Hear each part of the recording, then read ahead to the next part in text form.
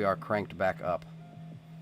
Do I continue as regular or do I drop off? Well, what do I gotta do? no, you're good, man. You just hang on with me, and everybody will start filtering back in, hopefully. Oh, okay, very cool. All right, do you want to? Have you signed up for Parler yet, dude? Parler? Yes, it's where Donald Trump's moving. Brad Parscale, his campaign manager, is going to be moving over to Parler soon. Going to be moving over to what? Parler is like Twitter, right? Twitter. Okay. Have I signed up? Okay, so it's a social media app. Yes, sir, it is. So if you get an opportunity, I would probably highly recommend that you start an account on Parler. Katrina Pearson, Candace Owens, Charlie Kirk. Wait, which one? There's unbiased social media, PARLER, or there's social talking. I'm afraid I missed what you said, sir. I apologize. There's a PARLER and there's a PAR. Yes, that's the one. PARLER. That's the one you want. I'm on. And I'm listed there as Sud, like South, SOUTH, capital URN, Patriot. And just friend me, and I'll send out your profile, and that's where I've been, actually, believe it or not, I've been sharing a lot of your broadcasts there, and when I do, you wind up getting like 3 or 4 more people. Holy crap! Thank you so much. No problem, sir. I will not bend my knee to Twitter, so I have a Twitter account again with thousands of. Social media is my jam. Oh, awesome!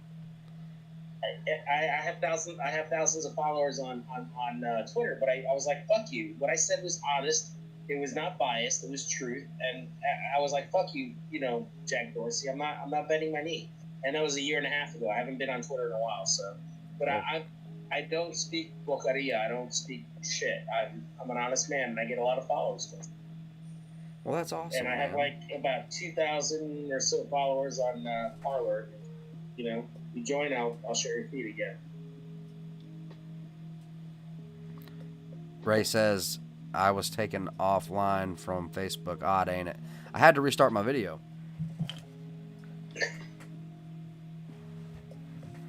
The problem with Parler is it in of itself right now is an echo chamber, but I think once they move the president over to Parler, it won't be an echo chamber any longer. We can actually engage in dialogue with these our enemy. What exactly? I'm sorry. No apologies, sir. No need to apologize. Never, ever. Brothers in arms, we're good. Echo chamber for the left? No, echo chamber for the right. Really? It's disgusting. I love engaging the left and dropping some truth bombs. I freaking love it, but Twitter won't let me do that. Facebook won't let me do that. YouTube, they haven't dropped the hammer yet, but I have a feeling they will. But no, I enjoy engaging in comment and dialogue, and I don't labels, all this other stuff. It never bothers me. I get to the root of the issue, and believe it or not, when you're allowed to have open dialogue, a lot of times people are like, you know what, right, man, you're right, and that's what I want. I don't want. See, do you know who Dan Bongino is? I've heard of it, yeah. All right, Dan Bongino used to be part of the Secret Service. He was a New York PD officer for a little while before it became Secret Service. He says something that really resonates with me. He goes, the right thinks that the left are people with bad ideas. The left think that the right are bad people with ideas.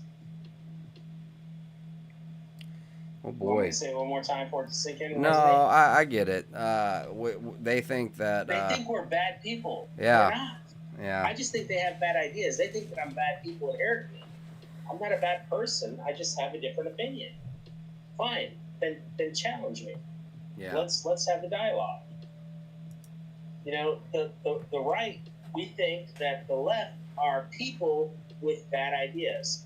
The left thinks that we're bad people with ideas. And to me, that resonates so strongly. I don't hate the left. I really don't, dude. Are we back online? Yeah, we're all the way live, man. We are. Dude, this sucks. I was just letting down my underwear, showing you my ass. Whoa. What? It's figurative, not literal. You're good. But no, the left actually thinks that we're bad people with bad ideas. I think that the left is just people with bad ideas. I don't think they're bad people. But now the more and more I watch the reaction to what is America, I am now beginning to feel the same way they are, and that's dangerous. I don't want to think that they're bad people, but their actions are beginning to speak louder than their words. When you look at when in places like Virginia or Ohio or in Florida, people began to protest peacefully. They labeled us as right-wing extremists. We wanted to kill our moms. We wanted to kill our grandmothers. When that's not what took place at all. What took place was there were peaceful demonstrations. When the left protests, there's no peace. It's hate. Yeah. It's not hate for the police. It's hate for the idea of what America is. They're destroying our statues, our monuments. It's not by accident. They don't realize that they are fulfilling an agenda for another for another purpose, right? The minute that they tore down what was it, 82nd Regiment, I knew then. Actually, I've known before. It's not racism that you hate. That's not what this is about. No, that's not what it's about. It's not. You're absolutely correct. It's about destroying the idea of America being the bastion of freedom. Yeah. They hate the term American exceptionalism, but they don't understand the definition of American exceptionalism. American exceptionalism means accepting everything. No matter the political view, no matter the religious worldview. Man, I think that I'm one of those. So long as you stay over there, if we were all allowed to have property, and there is enough property in the United States to house 7 billion people with 1 acre. The entire Earth. Okay. The entire Earth. North America, we can house the entire Earth. I'm just trying to say that if we all had an acre, I don't give a damn what you do or what Exactly. Just don't come. Look, I ain't hurting. As long as you ain't hurting nobody, you ain't taking from nobody. So I guess I am a bit libertarian, but I don't mean to be. I just am naturally. well, all right. Well, let's do that, right? We have to have a really quick in the comment section on YouTube, because that's all I'm watching, because I'm a social media retard. Wait. I'm going to pull the chat up on the screen.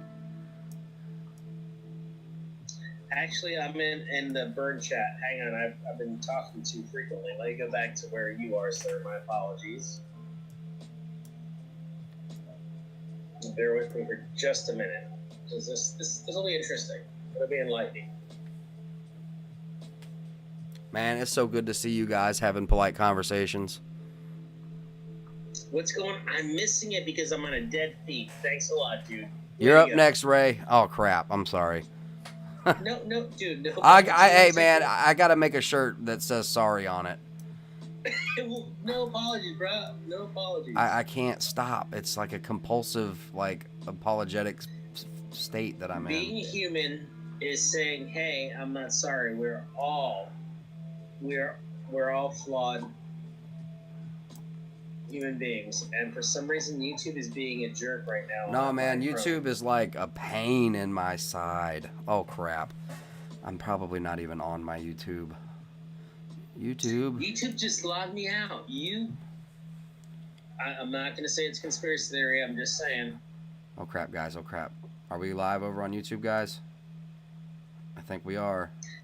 It's making me sign in, dude. This is creepy. Whoa. You will be punished for speaking with him. I've been signed in. Well, they need to make sure you are who you say you are. What is going on? Hang on. Something weird's going on. Bear with me, dude. Something weird's going on. It kicked me out of YouTube. It's not giving my Southern Patriot account. It's giving me my regular Gmail account. I'm definitely... This is crazy, man.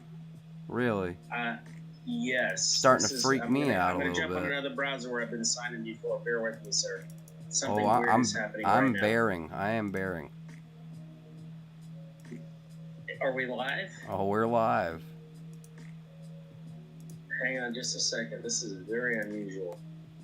You're all good, I'm man. on Chrome, and Chrome just kicked me out and made me sign into my regular. I have in Chrome, you're allowed to have multiple accounts. I have one account that is my avatar. This is weird. Hang on. All right, that one has me sign in accurately. Let me go to YouTube. Let's see how it draws me in. Okay, this one is. That's weird. Now I'm back on your multi-stream. Dude, something happened in Chrome and I can't explain it Cheers. unless I witnessed it. I wasn't screen capturing it, but I'm back in. That was unusual. It sounds very been, unusual. I've been kicked out. Okay, so let's get back. Let's get back to the muscle of the meat. Okay. I like that. Muscle the meat. Okay. Earlier we were talking about probabilities versus possibility. Based on the way that I'm currently, I would forecast where I'm at with what I'm witnessing, the data that I'm collecting. We have about 3, potentially 4 probabilities of an outcome on my. They talk about them as they refer to the people that gather our data as contact consumers. Tracer. Contact consumer. And when you're delivering information to the Pentagon, when you're delivering information to special forces, when you're delivering information to the president, the only thing they ask you to bring are the probabilities, not the possibilities. And within those probabilities, you're supposed to deliver that probability with no emotional input. It's just supposed to be logic. And then the experts grab that data and they determine next steps. Does that make sense? Yes. So those next steps are based on it literally is. It's just raw data. It's just raw data that it's collected from social media. It's collected from local news, national news. It's collected from boots on the ground, and you collect all of this data, and it doesn't happen in like 5 minutes. You have to go through historical responses. You have to go through past instances. You have to go through unrecognized threats. There's a volley of things that you have to consume before you're able to give this product to the interested parties, the business investors, and once you do that, now you're given a product. So you give this pretty little picture to the people that have the business interest within in this consumption. Okay. I'm hearing an echo, and it's killing me. Oh, I don't know if there's are you? Oh gosh, I am stuttering. Are you drinking? Yeah, a little. Let's see here. A lot. You have your device turned down? I have nothing turned on. My headphones are in. And with these cheap ass headphones, I can barely hear you. Crap, man. I don't know. Is anyone else hearing an echo? I don't know if there's anything I can really do about it. I've got, except for turn my mic off, and then they wouldn't hear you. All right, no worries. I'll manage. I know it can be terrible to try to talk with a damn echo. No, it's just me because I hear my own voice on whatever your receiving devices, sir. No, don't do that. No, don't do that, sir. Don't. All right. So what happens is you have a group of people that are interested in the information that you've collected, right? And then you've dissected it, and then you've given it to whoever the interested parties are. It's a business interest. It's like stocks. Once they receive that information, there's a group of men within, and women potentially, within the Pentagon, within the White House, that disseminate, okay, what are our potential responses to whatever the threat is. What I see right now happening with this administration, what's going on in Seattle, is someone is not calculating the probabilities. There are tons of possibilities, but the ultimate probabilities comes down to three things. Earlier, we were discussing the United Nations. Right. We can discuss a military response. We can discuss a local response would branch out to about maybe 2 to 3 other potential probabilities with about 20 other possibilities. Well, what are you getting at? My point is I think that this administration has been neutered by actual strategic intelligence. He's not being given the intelligence that he needs to make a sound judgment. And you're talking about the current Trump administration. Yes, Donald Trump. I'm talking about he's not giving the data that's going to assist him in making the right call. Ignore politics for just a minute. Let's not talk Democrat or Republican. Let's forget that for just a moment. Just strategic intelligence from the perspective of actual strong force. Okay.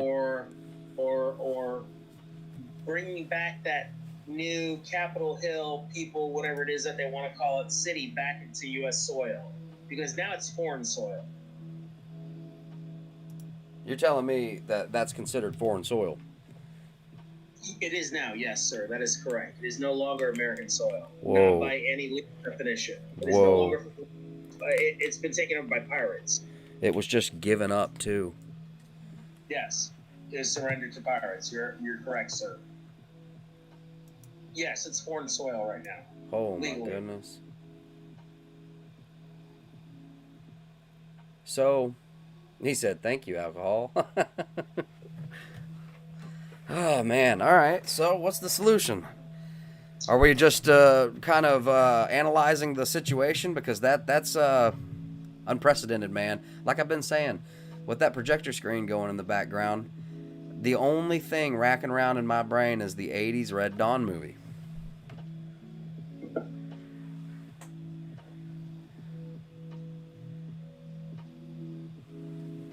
You there? I'm here. I'm just listening to the echo and letting it resonate. I apologize. Crap. 80s Red Dawn movie. No. That should not be the only thing. Where we're at right now, we're in American history, we've never witnessed anything like this. You know, we talk about Cliven Bundy taking over the Federal Reserve because of grazing rights. We talk about Waco, where people had too many arms. This is not part of American history, so I have nothing to base this off of. Base my data on, but I do have behavioral science. I have military science behind me. The only way to resolve this, actually, there are 3 ways to resolve this current circumstance. That's the meat and potatoes I'm trying to get to. I'm sorry? That's the meat and potatoes that I want to get to. Okay. Resolution. Go ahead, sir. Resolution. I don't just issue problems. I come with solutions. Nick on Facebook says aliens. Matthew says Wolverines. What is propaganda? Hold on. Interesting fantasy things, but remember, everything in what we see is optics. We ain't poison. And optics are extremely important. Okay, optics. Especially since administration. So, optics are extremely important, especially in this administration. I'm hearing bad echoes. I do not know when you're speaking. My apologies, unspecified. Oh, man, I am so sorry. Hold on, let me see if I can just twerk with the, Here we go. Is that any better? I don't know. I haven't started speaking yet. I'm still hearing I just heard my bad echoes line. No, don't apologize, dude. This is I'm not. technology. It hates us. I can drunk speak better than this. Nick wants to see credentials. Whose credentials? Yours, I suppose, but that's okay. I could send you my college papers. It shows you how long I spent in strategic intelligence. That's all I got. I got paper saved on my hard drive for the papers I wrote. I got that. That's okay. Sorry, I got kicked off. No, man, you're good. Not. Well, it looks like things got rowdy in Portland for a minute, and right now we're gonna be going over the meat and potatoes of 3 resolutions, 3 possible or plausible. However, I guess. Well, probable. Probable. Possibilities means anything can happen. Right? Okay. Like, Okay. That's like lotto. Possibilities are a lot of them. Probabilities are meaning that these probably might happen. Uh-oh, man, I'm hearing a bad echo, dog. Well, just bang out that. Just bang out those probable resolutions. All right. Probable resolution number 1. The governor, which will not happen, calls up the citizen militia. Yeah. No. So, probability number 1. The Seattle governor calls on the Seattle militia. Or another militia that might come. If he did that, Yes. those militias would have support from every gun-toting boog boy from across the nation. Okay? Oh wow, this is bad, dude. I think I'm gonna have to disconnect. All right, let's disconnect and do it again. So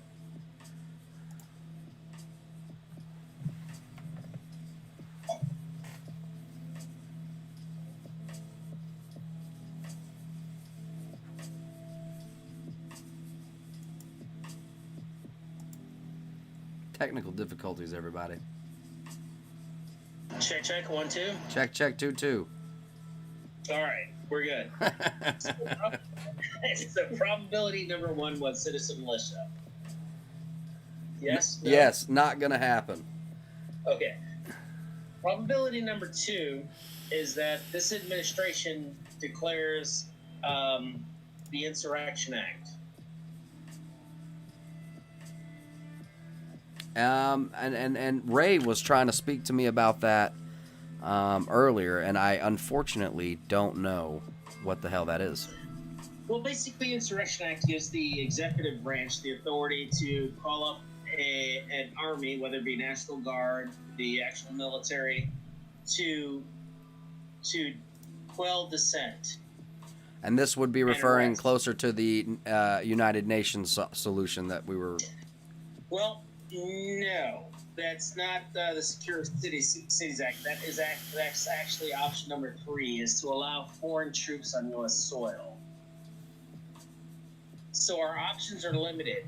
But then there's the imaginative, the fantasy, the wishful thinking option, which is a possibility, not a probability, that the people within that particular jurisdiction, maybe outside that jurisdiction, decide to stand up, arm up, and go kick those little tiny, tight-wearing jean pants MFers out of Seattle. That's a possibility, not a probability. And who were you referring to doing that? To doing which, sir?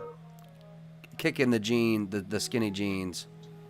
Oh, that's a possibility, meaning that people just get sick of it. They get over there, they decide to arm up and go and kick skinny jeans out. So so go over that one more time, and that would be civilian, okay? And so Yes.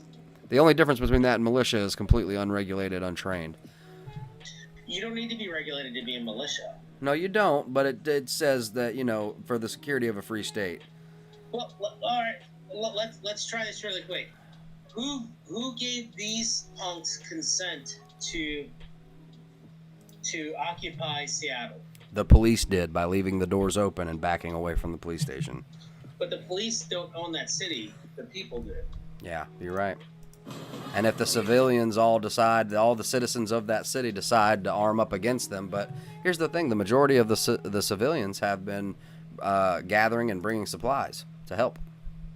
Then so be it. It no longer is U.S. territory. They no longer receive benefits, money, federal funds, any of that. Oh, shit. It sounds like they've worked out a deal with city services to continue having trash pickup and fire department and local rescue. I don't know how they're getting that done. And supposedly they're also taxing Amazon. I don't know. They're getting it done with subversives. Subversive. Yeah, exactly. Because they're basically twisting Amazon's arm. This is extortion. I mean, at some level. You know, we have an Amazon facility that burns down, and then now this group here is saying that we're taxing you for using the BLM and capitalizing, you know, with the black banner on the thing, on the website. Well, I'm not sure if the citizens of Washington or Seattle or whatever jurisdiction it is, it's not your duty. It's not my duty. It's not the duty of somebody who lives in Idaho or North Dakota or whatever city. This jurisdiction belongs to them. It's not yours. It's not mine. If they call upon us as a citizen militia, then it would be our duty to show up. But they're not doing that. They don't understand the law. It's your duty, it's my duty to explain this to them. They go, hey, the only reason why government exists is through our consent. Yeah.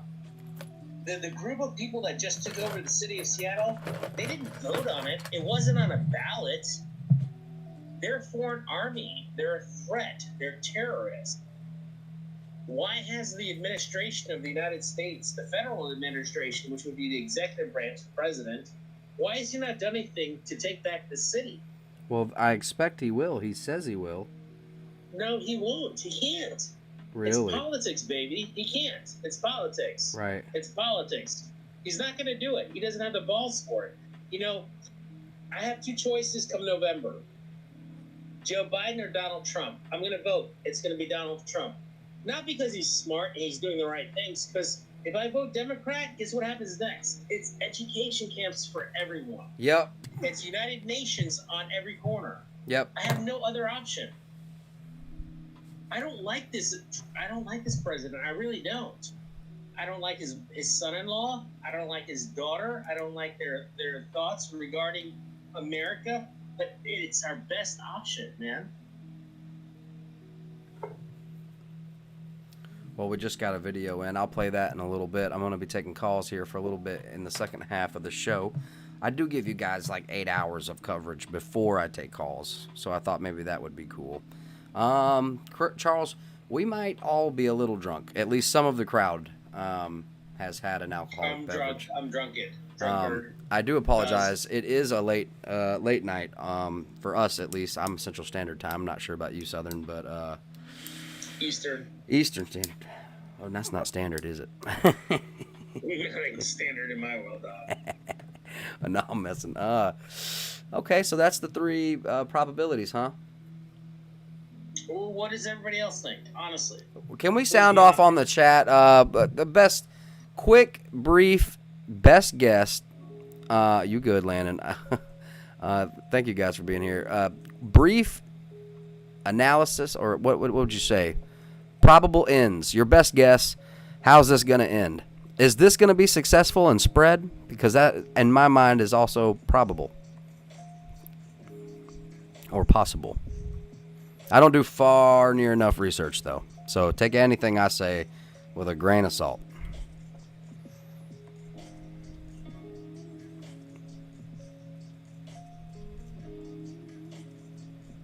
All right, everybody in the chat room on YouTube, because that's all I have access to right now. Let's hear. I explained. I thought I may have clearly explained probability, which might probably happen. No. You totally did. It's just that my attention span is spread across my desk. Like a goldfish. Me too, dog. You're not alone. You're not special. I have no attention span either. And the later it gets, the harder it is for my random access memory, or at least short length memory. It's like, it's probably possible, possibly probable. I mean, so I'm starting to, so possibly means anything could happen. Probably means it can probably happen. There are statistics to prove that it might happen. There are statistics to prove that it might happen, which is why we're going to say that the probable is more logical and more rational, more probable. All right. Now that we've got a good explanation. See, I'm sorry, man. I'm not a college student. This is why I'm dumb. You're not dumb, dog. You're not dumb. We're all learning. So what are y'all's best guess for how this is going to end? That's what we're looking for. No one can. On YouTube, specifically because my computer can only. No one can probably or possibly guess what's going on right now, dude. You talk more but make less sense. Me? Yeah. I do. I know. That's probably me. Yeah, I'm sorry. Let's see. I believe leaders will emerge on both sides after an initial violent response, and I truly believe this thing can and will end peacefully with reform on all sides. Oh my goodness gracious! Can you repeat that, sir? I believe. I'm not sure. I believe leaders will emerge on both sides after an initial violent response, and I truly believe this thing can and will end peacefully with reform on all sides. Holy That's not a probability. That's a possibility. That's not a probability. Probably I'm drunk, Ilwa. No. I am drunk. There's no. That's an actual. Yeah. There's not. That's a fact. I'm drunk. That's a fact. I think it will continue to get worse, says someone on YouTube. The mayor claims to know nothing about it. Yeah, okay. Probably I'm drunk. It's prophesied that things will get worse. Yeah, I understand. Yes, Charles. It is prophesied, and it will, sir. And it will. This is part of God's plan. Not God's plan. The general public is a captured audience. That good on you, Anthony. Good on you, brother. Trump mad about anything that's against him. Citizens should go in and take care of business, but they will not. They have not been motivated yet, sir. They haven't been touched by this.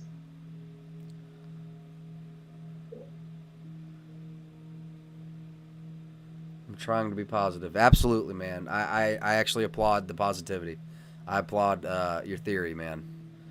I'm so cynical and critical that when I hear that, I'm just like, I wish, but that's me, not you, man. So you hold on to what you think. Tommy O.B., in order for it to work, it's an interesting deduction. I don't know, sir. Charles, come find me. I'll show you. Let's arm wrestle. We'll talk. We'll be intellectuals. We could be. But Sean, we can prove it, Charles. Sean, don't. Wouldn't you agree that this is far? I'm at a loss for words. This is far more severe than 2016. No one took over towns. But I understand. So he says that stuff like this is going to happen until the election is over, just like 2016. But come on, man. We're burning cities. We did. Hey, Charles a week ago. Peterson, I apologize. Unspecified. Charles Peterson, I have a question for you. Do you have an alternative plan? I don't have money, but take me with you to Seattle, unspecified. I saw the 3%ers on your arm. I don't know what you're talking about, bruh.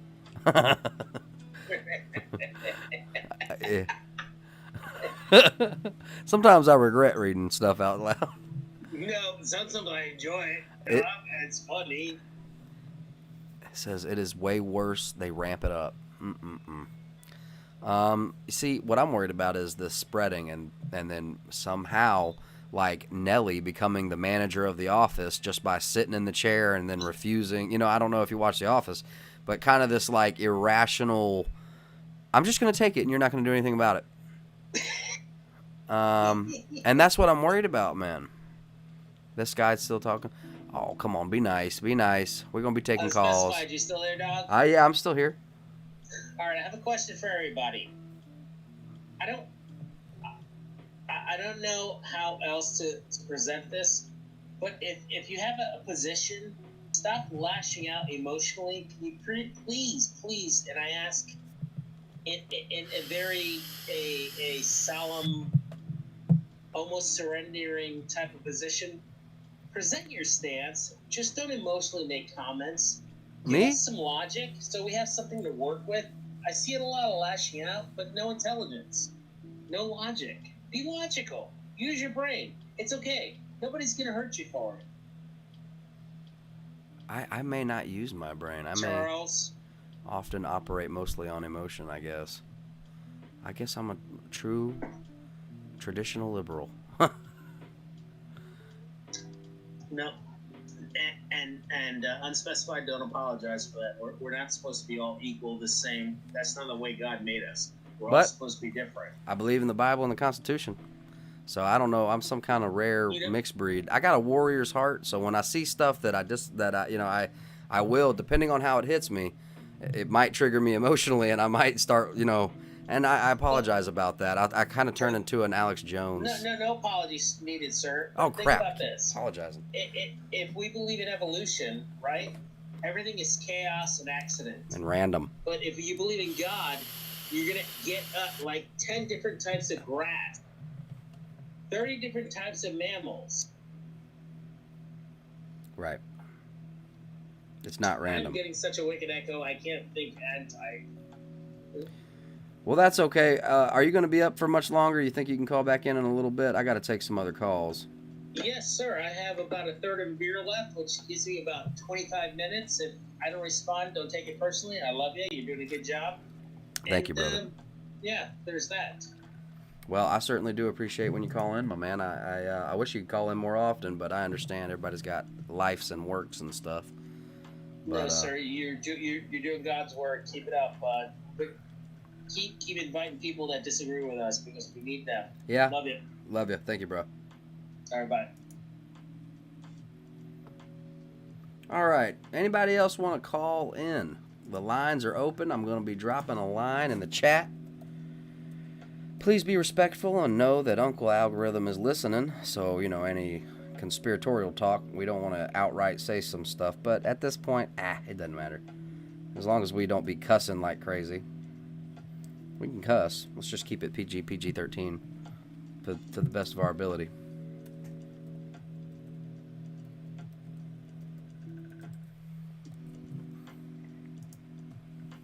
Does anybody want to call? A third of a B in 25 minutes. Talk to me, Landon.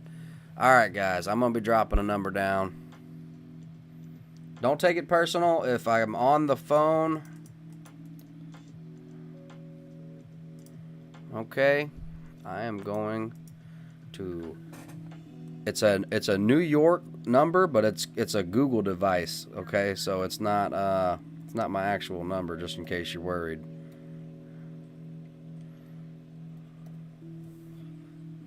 That number right there.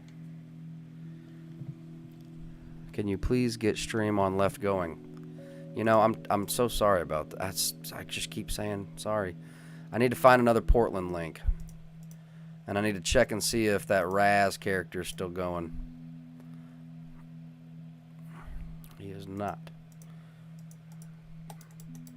Bear with me.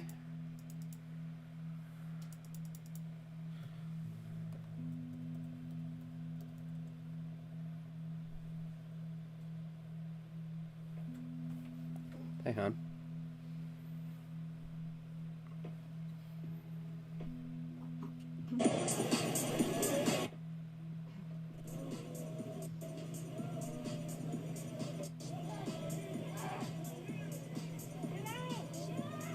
You won't be able to understand me if I call. You see my last comment about technology and stuff? I'll have to look or comment again.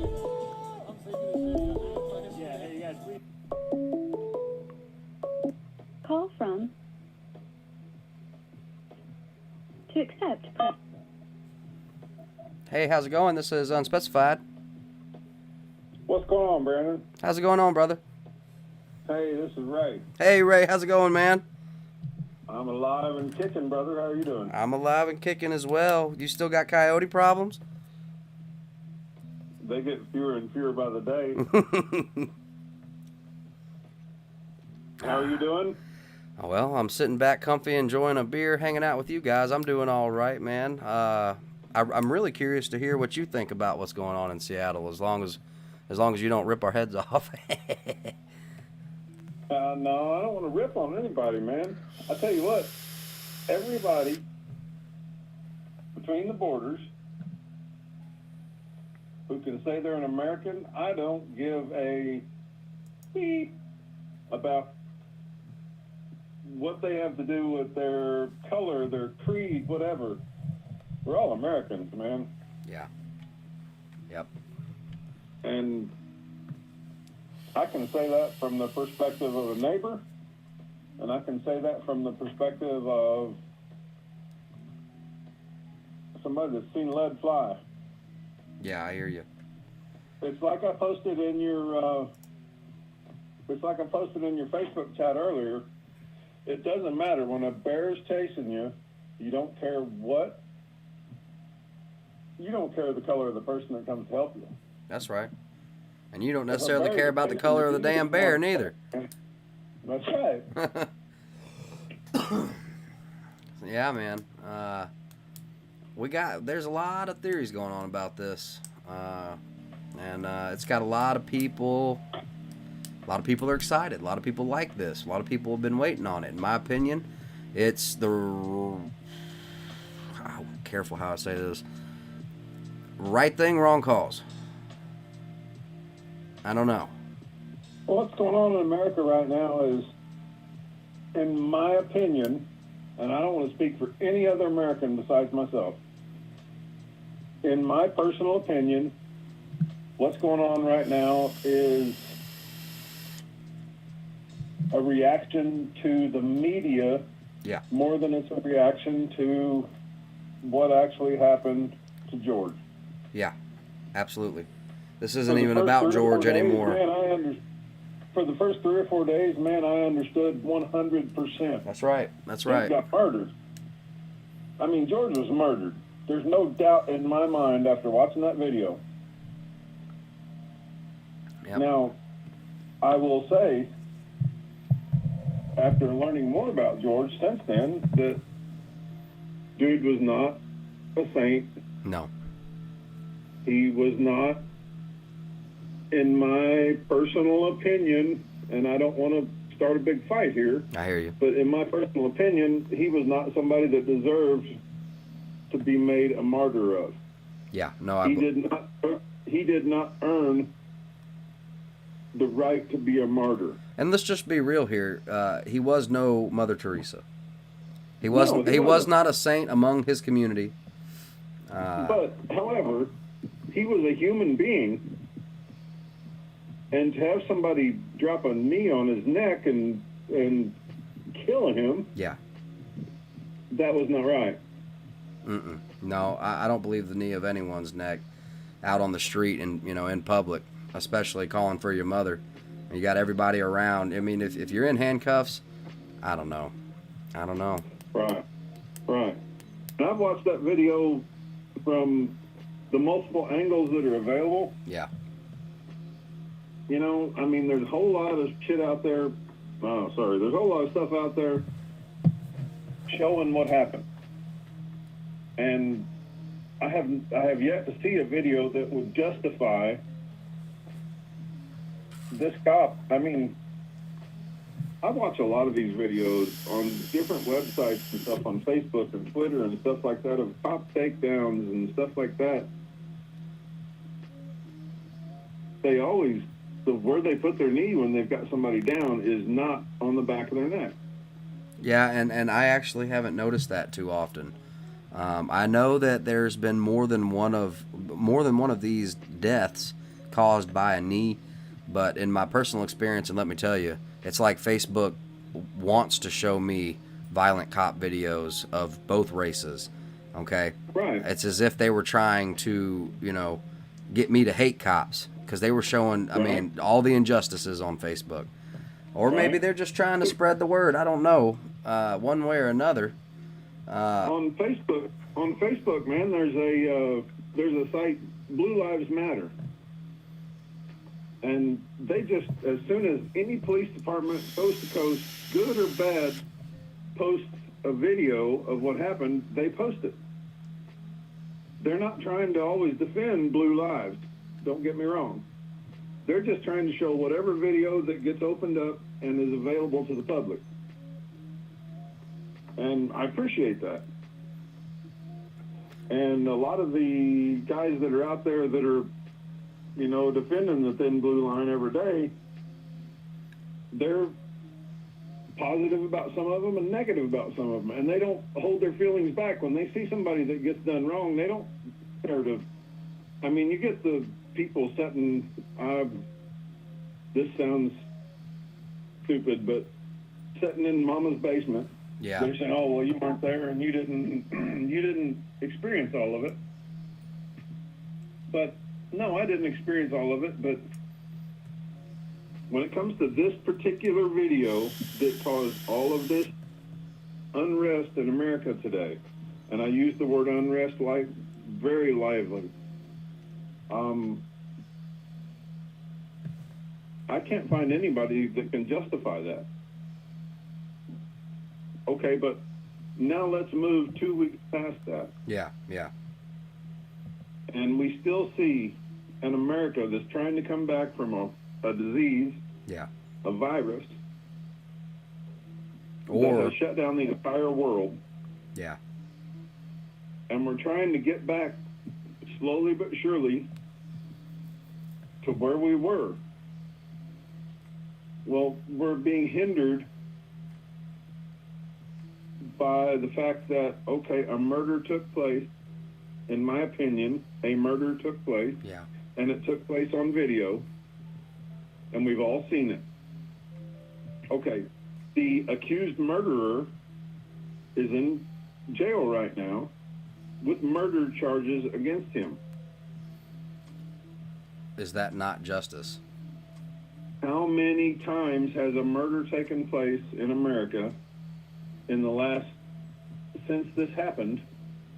What was it? 4 weeks ago, 5 weeks ago, 3 weeks ago? Not very long ago. And I mean, I'm a 50-year-old man. Yeah. In my life, a whole lot of murders have taken place in America.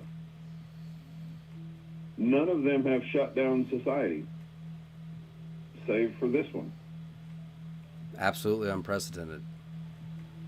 And this one, and I don't disagree. I will say that don't F with cops, and you're a whole lot less likely to have problems with them. Don't commit crime, and you're a lot less likely to have problems with cops. However, I don't doubt, man, I live rural. Yeah, me too. I live in the woods. Yes, sir. However, I know from when I go to the city and some of the things that I see online and in today's world of knowing what's going on outside of my small little sphere of the world, there's some people that don't get treated right. Yeah. Me personally, I grew up as a kid with my parents working at Boys Town of America and taking care of kids. And the vast majority of those kids that were taken care of were kids that came from the city, the inner city, and just got ditched on society. And unfortunately, the race that went along with that was a whole lot of African-American kids, a whole lot of black kids, man. Yeah. They didn't get treated right by society. And then they got dumped. So I understand a certain perspective of that. I never lived that life.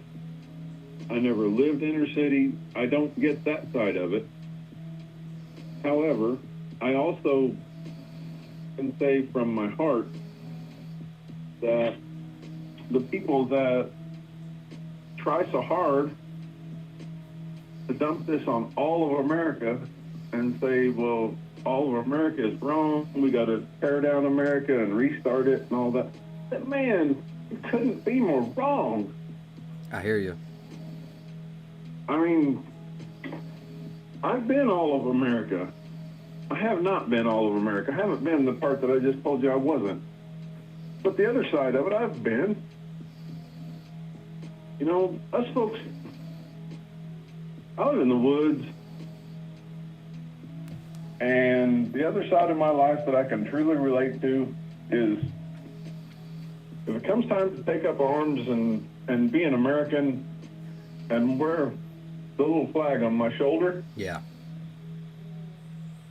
man, I tell you what, when the shit hits the fan, I don't care who you are. If you're there and you're on my team and you're saying, hey, I'm an American, I'm going to do what America has offered me to do, I could not care less what color your skin is, where you grew up, Yeah. where you came from, where you're going to, any of those things. If it comes right down to this moment right now, that little bitty flag on your shoulder, Yeah. if you're trying to accomplish the same goals that I'm trying to accomplish, I'm all about it. Yeah, I 100% agree with that, man. So, now, can I wander off on you a little bit here, Landon? Oh, no, you're fine, brother. You're fine. You actually you went really deep, and I was like, man, you're right. I was just sitting there thinking, you know. Plus, you speak with wisdom, so I was trying to paint the picture in my head of what you were saying, and I agree with it 100%. At the end of the day, if that's what it comes to, man, you wouldn't believe what's going on with my family. You know, I have a mixed niece, and what side is she supposed to choose? And she's 15. You know, so she's extremely. I wish she didn't have to choose a side, man. I wish she didn't either. I don't know why it's being pushed into sides. I wish she could just decide she was on with humans. That's what we need. Versus, okay, bears are going to take over. Okay, it's humans versus bears. Well, you're going to choose fucking humans. I mean, friggin' humans. It's just that after F for Ray in the chat. Yeah. Drop some love for Ray, y'all. He's got the moral center here. I think at the end of the day, that's the clearest message. Even though the left don't want to hear it, and I'm not trying to offend the left. I'm just saying that. Yeah, I don't choose a bird on this one. I don't choose a wing on this bird. You see. I guess at my center, I'm very traditionally liberal. I'm libertarian. I want some property. I want chickens. I want guns, and I want freedom. And I want to be left alone. So long as I'm not hurting nobody and you're not hurting nobody, that's the America I want. But I understand that there are different views, and people think that that's crazy, and people think that, Landon, can I take what you're saying right there and back up 50 years? Maybe a little longer than 50 years. Go ahead. Okay. Well, I've just turned 51. The life I remember as a kid, in the books, in the cartoons that we saw, in everything else that we saw, it was about the atomic age, you know. Well, there comes a train. You might not be able to hear me. No, you're fine. You're fine. I used to live right next to a railroad track.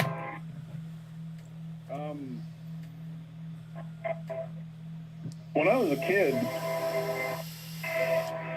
the atomic age, the jet age, all this stuff zooming into the world, where all of a sudden we're huge, but we weren't centralized in a dozen or so cities across the country.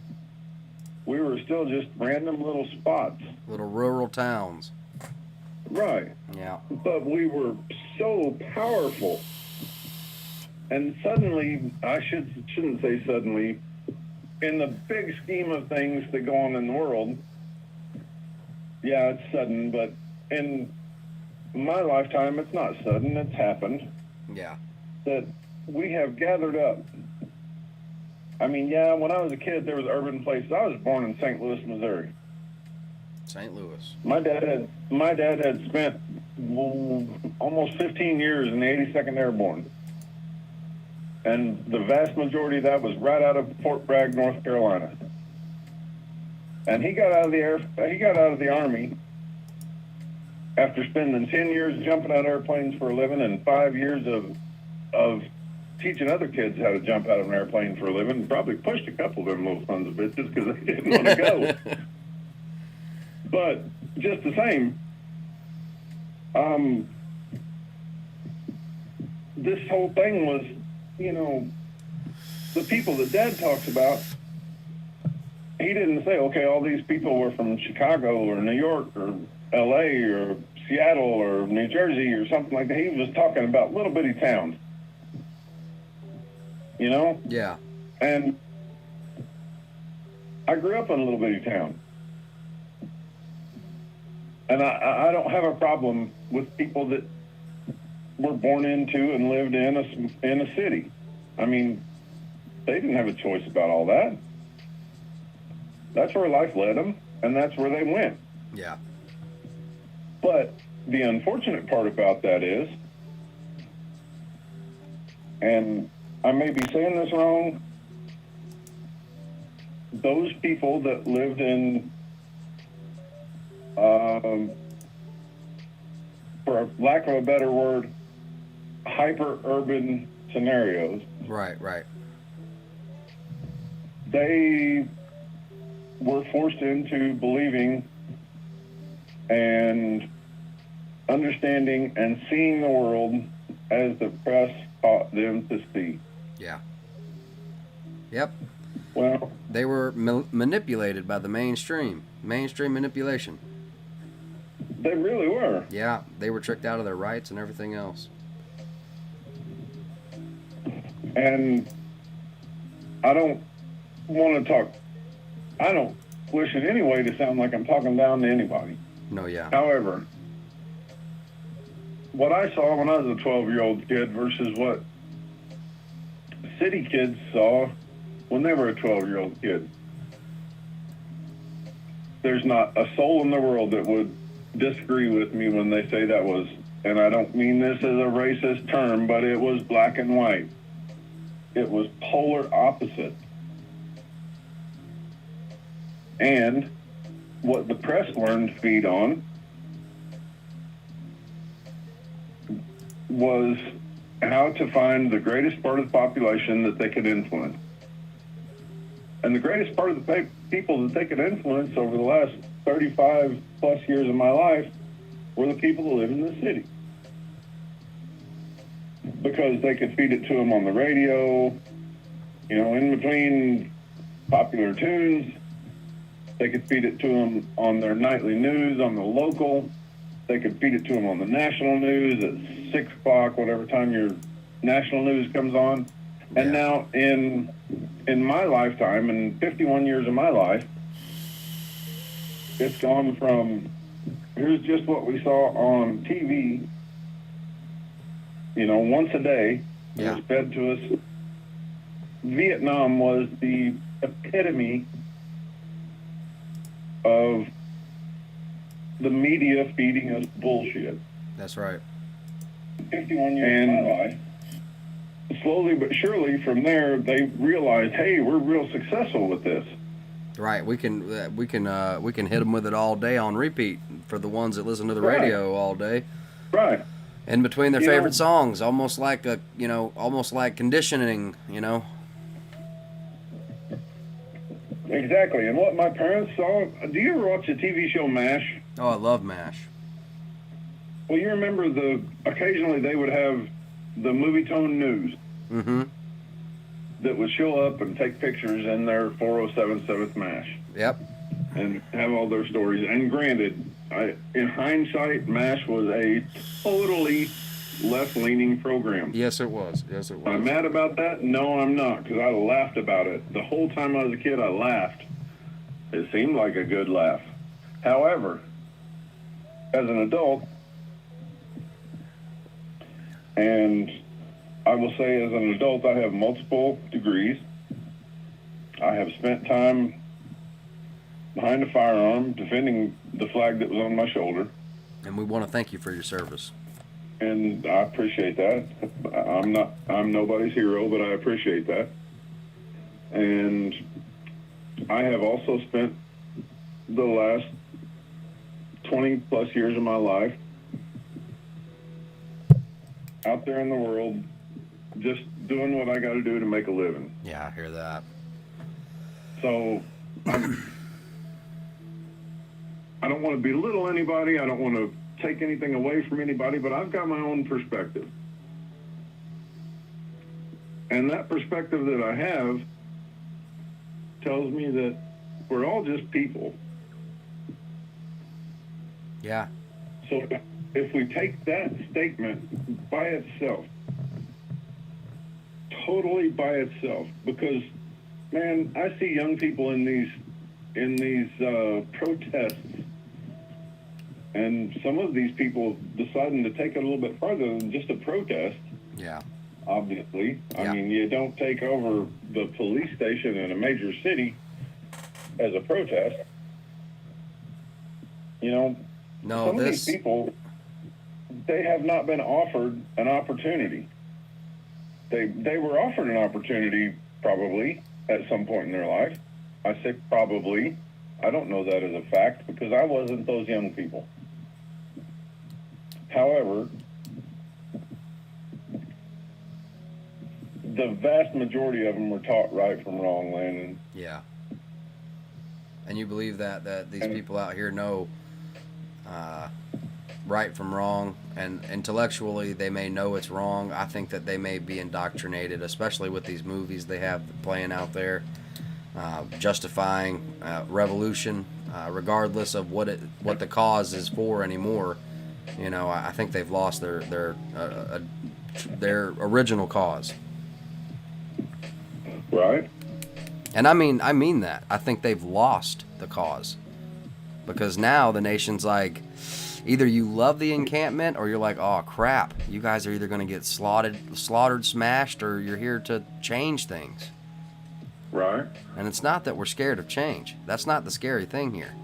A lot of us like traditional America, and we want to keep traditional America, and they don't want that. The left wants a socialistic, eventual, maybe communistic.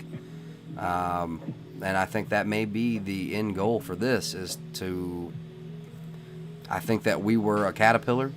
America was an experiment, and I think now we're coming out of the cocoon. Well, yeah, but in today's America, obviously not during this pandemic scheme, because, and I say scheme, I'll get that in a minute if you give me a minute. Yeah, I hear you. Pandemic scheme, we don't get Hollywood anymore, but what's Hollywood trying to guide us towards? I think they've had a very, very evil agenda. I think that they're a massive brainwashing tool. You know, there are a number of movies that honestly capture America, the wives, the kids of soldiers that went away in Vietnam and the many wars prior to that. And it was real.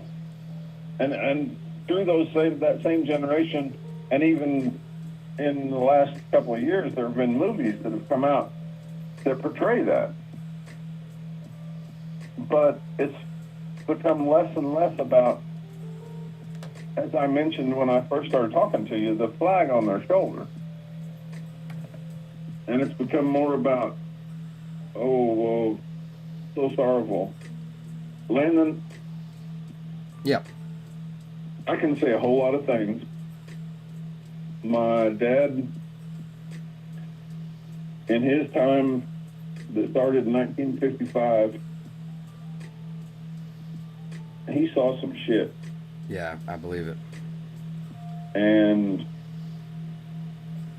my brother in the early 80s didn't really see that same kind of, well, obviously didn't see that same kind of shit, because that kind of shit wasn't going on.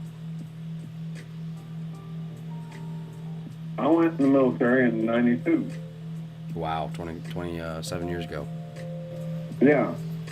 I was about 5 years older than my average, the person standing next to me when I walked in the door. But the way I saw things and the perspective I had to feel upon it was just weird, man. Because the people I walked away from were all about, oh yeah, you're gonna go there, and when you get back, we'll smoke some pot and we'll drink some beer and blah blah blah blah blah. Yeah. Fuck that. Okay, when I get back, whatever you want to talk about. But for right now, I've put my signature on the piece of paper. Yeah. And I said against enemies, foreign and domestic. And if we go flash forward until the last few weeks ago, the enemies domestic have become more of a threat to our freedom than the enemies in my lifetime were from outside of our country. Isn't that crazy? Isn't that absolutely crazy? I'll say that again. In my lifetime of 51 years, I have not seen, the history books don't teach me, that anything outside of our country was a greater threat than what is going on in America right now by American citizens. And the reason for that is American citizens have been indoctrinated. Yeah. By our media, movies, by our media, by our college system, by our education system, music. I mean, dude, music, video games, movies, all of it. When I was a kid, and I don't know how many of you got kids right now that are young kids, kindergarten through 6th grade. Yeah, I got them. Do they say the Pledge of Allegiance on a regular basis? No. I said it today, but when I started the show, the last show, but we'll see. When my son first started homeschooling, I did have him saying the Pledge of Allegiance. We got a flag in our kitchen. But yeah, even I failed at that. Well, when I grew up, and I don't mean to seem like somebody's old grandpa. When I grew up, we had the possums that was the size of I'm not trying to go there. No, but, yeah, I know how it sounds, but man, when I was a kid, I showed up every day for school, and the first thing we'd do before we started talking about history and math and whatever we had to discuss that day, we all stood up and we put our hand over our heart and pledged the allegiance. Every day. Every day. And now, no one has an allegiance to the flag or the state. Either the parties now either think it's too racist or it's too tyrannical, or racist and tyrannical. Well, yeah, it's just condemned by the amount of force-fed information that we're given by the media. That's right. Throw out your TVs, folks. Turn off Fox and CNN. Yeah. Yeah, and you're right. Fox and CNN both. It doesn't matter which side of it is. Because, of course, my natural instincts would be to go and listen to Fox. I actually really agree with a lot on Fox, but I know that I get a sick feeling in the pit of my stomach every time my dad has that junk on. And for some reason or another, we can sit and have lunch after we're working on a project, and then he'll turn that news on, and by the end of it, we'll be getting up from lunch, and both of us are in a bad mood, hooting and hollering about this and that. They're trying to divide us. That's why there's a Fox. That's why there's a CNN. There is an active plan, I think, and we're seeing it unfold. You saw a rather extensive post that I put up earlier tonight. Your wife tried to read it, and it got way too involved for her to try to read the whole thing. Well, it's just that it passed up. It kept rolling on. Oh, I know. Well, I try to the one thing I will try to do, I am no longer in the military. I still have some channels that I understand through there, and I still see some domestic things that are channels that are on the other side of things, and I'm not going to leave that alone. But anyway,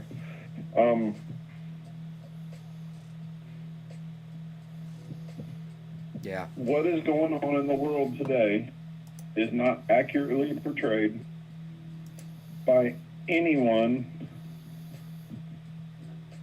I will say that OAN is kind of trying to make it happen. However, they're still missing beats too.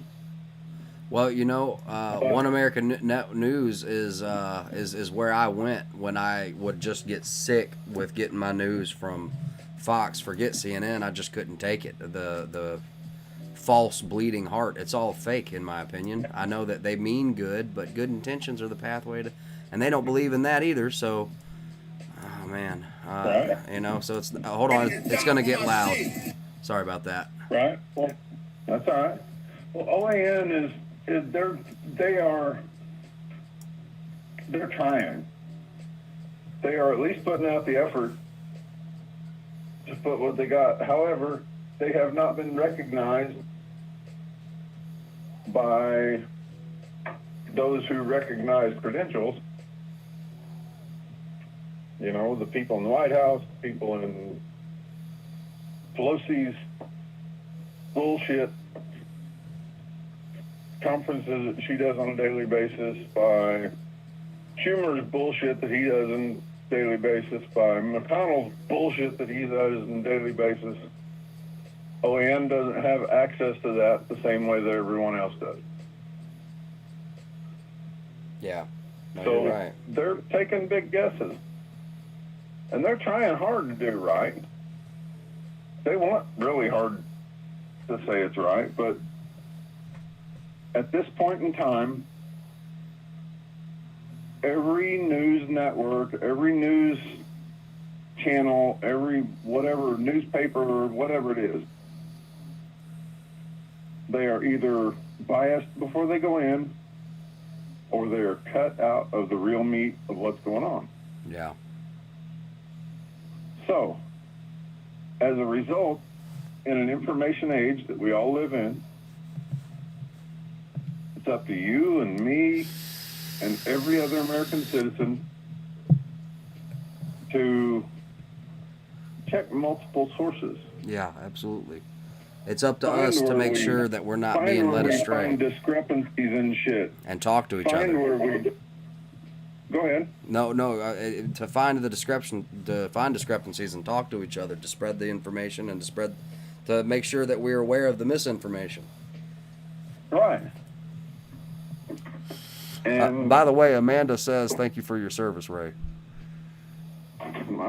man, I'm nobody's hero, but I appreciate that. Thank you very much. Landon, something that's getting ready to go on in the next. I am not close enough to the fire to know the time frames, but it could be tomorrow. But between now and the next 8 weeks, I would say, we are going to see things that are going to shock all of us. Yeah. Oh boy. We should have known. I should have known.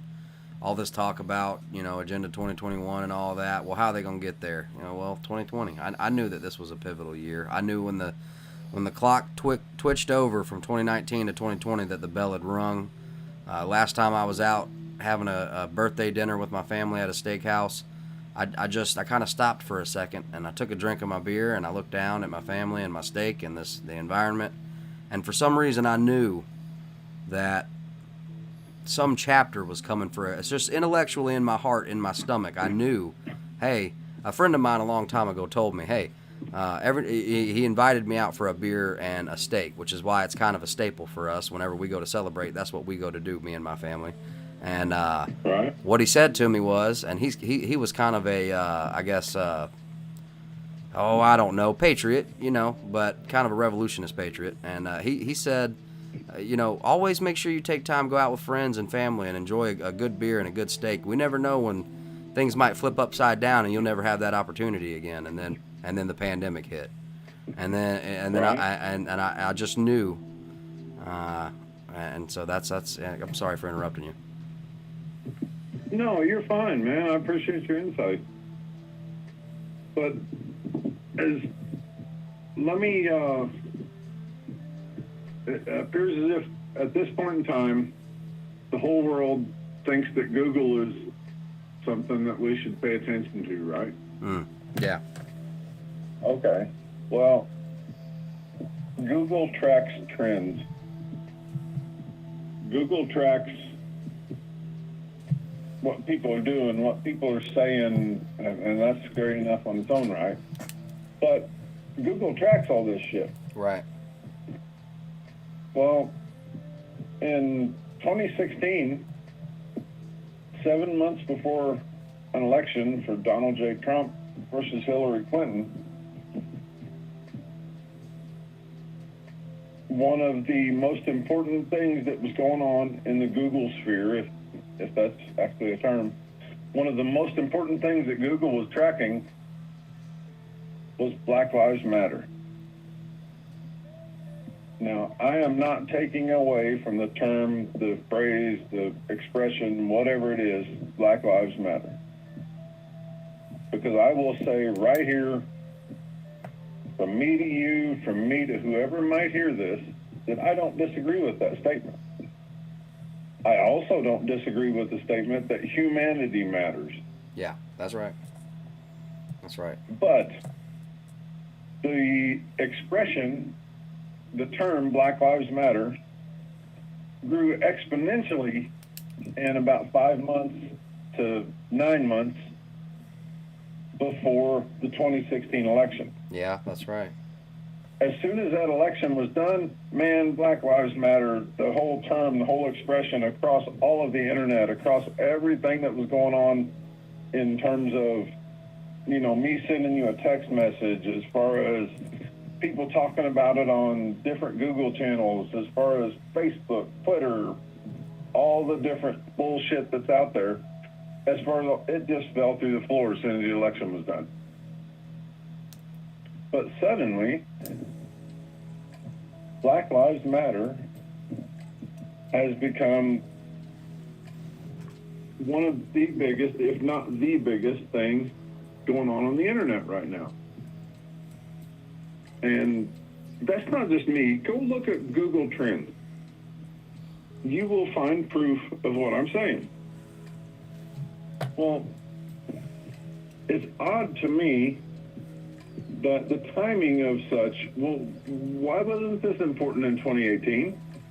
Why did Black Lives Matter not find an important place in 2018, 2017? Right after the election.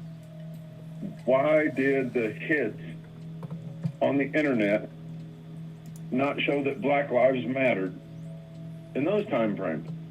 Now take and couple that, Landon, with the fact that the money that Black Lives Matters, the organization, quote unquote, and I'm doing little air quotes and, in my own little drunk mind over here in the dark over here, but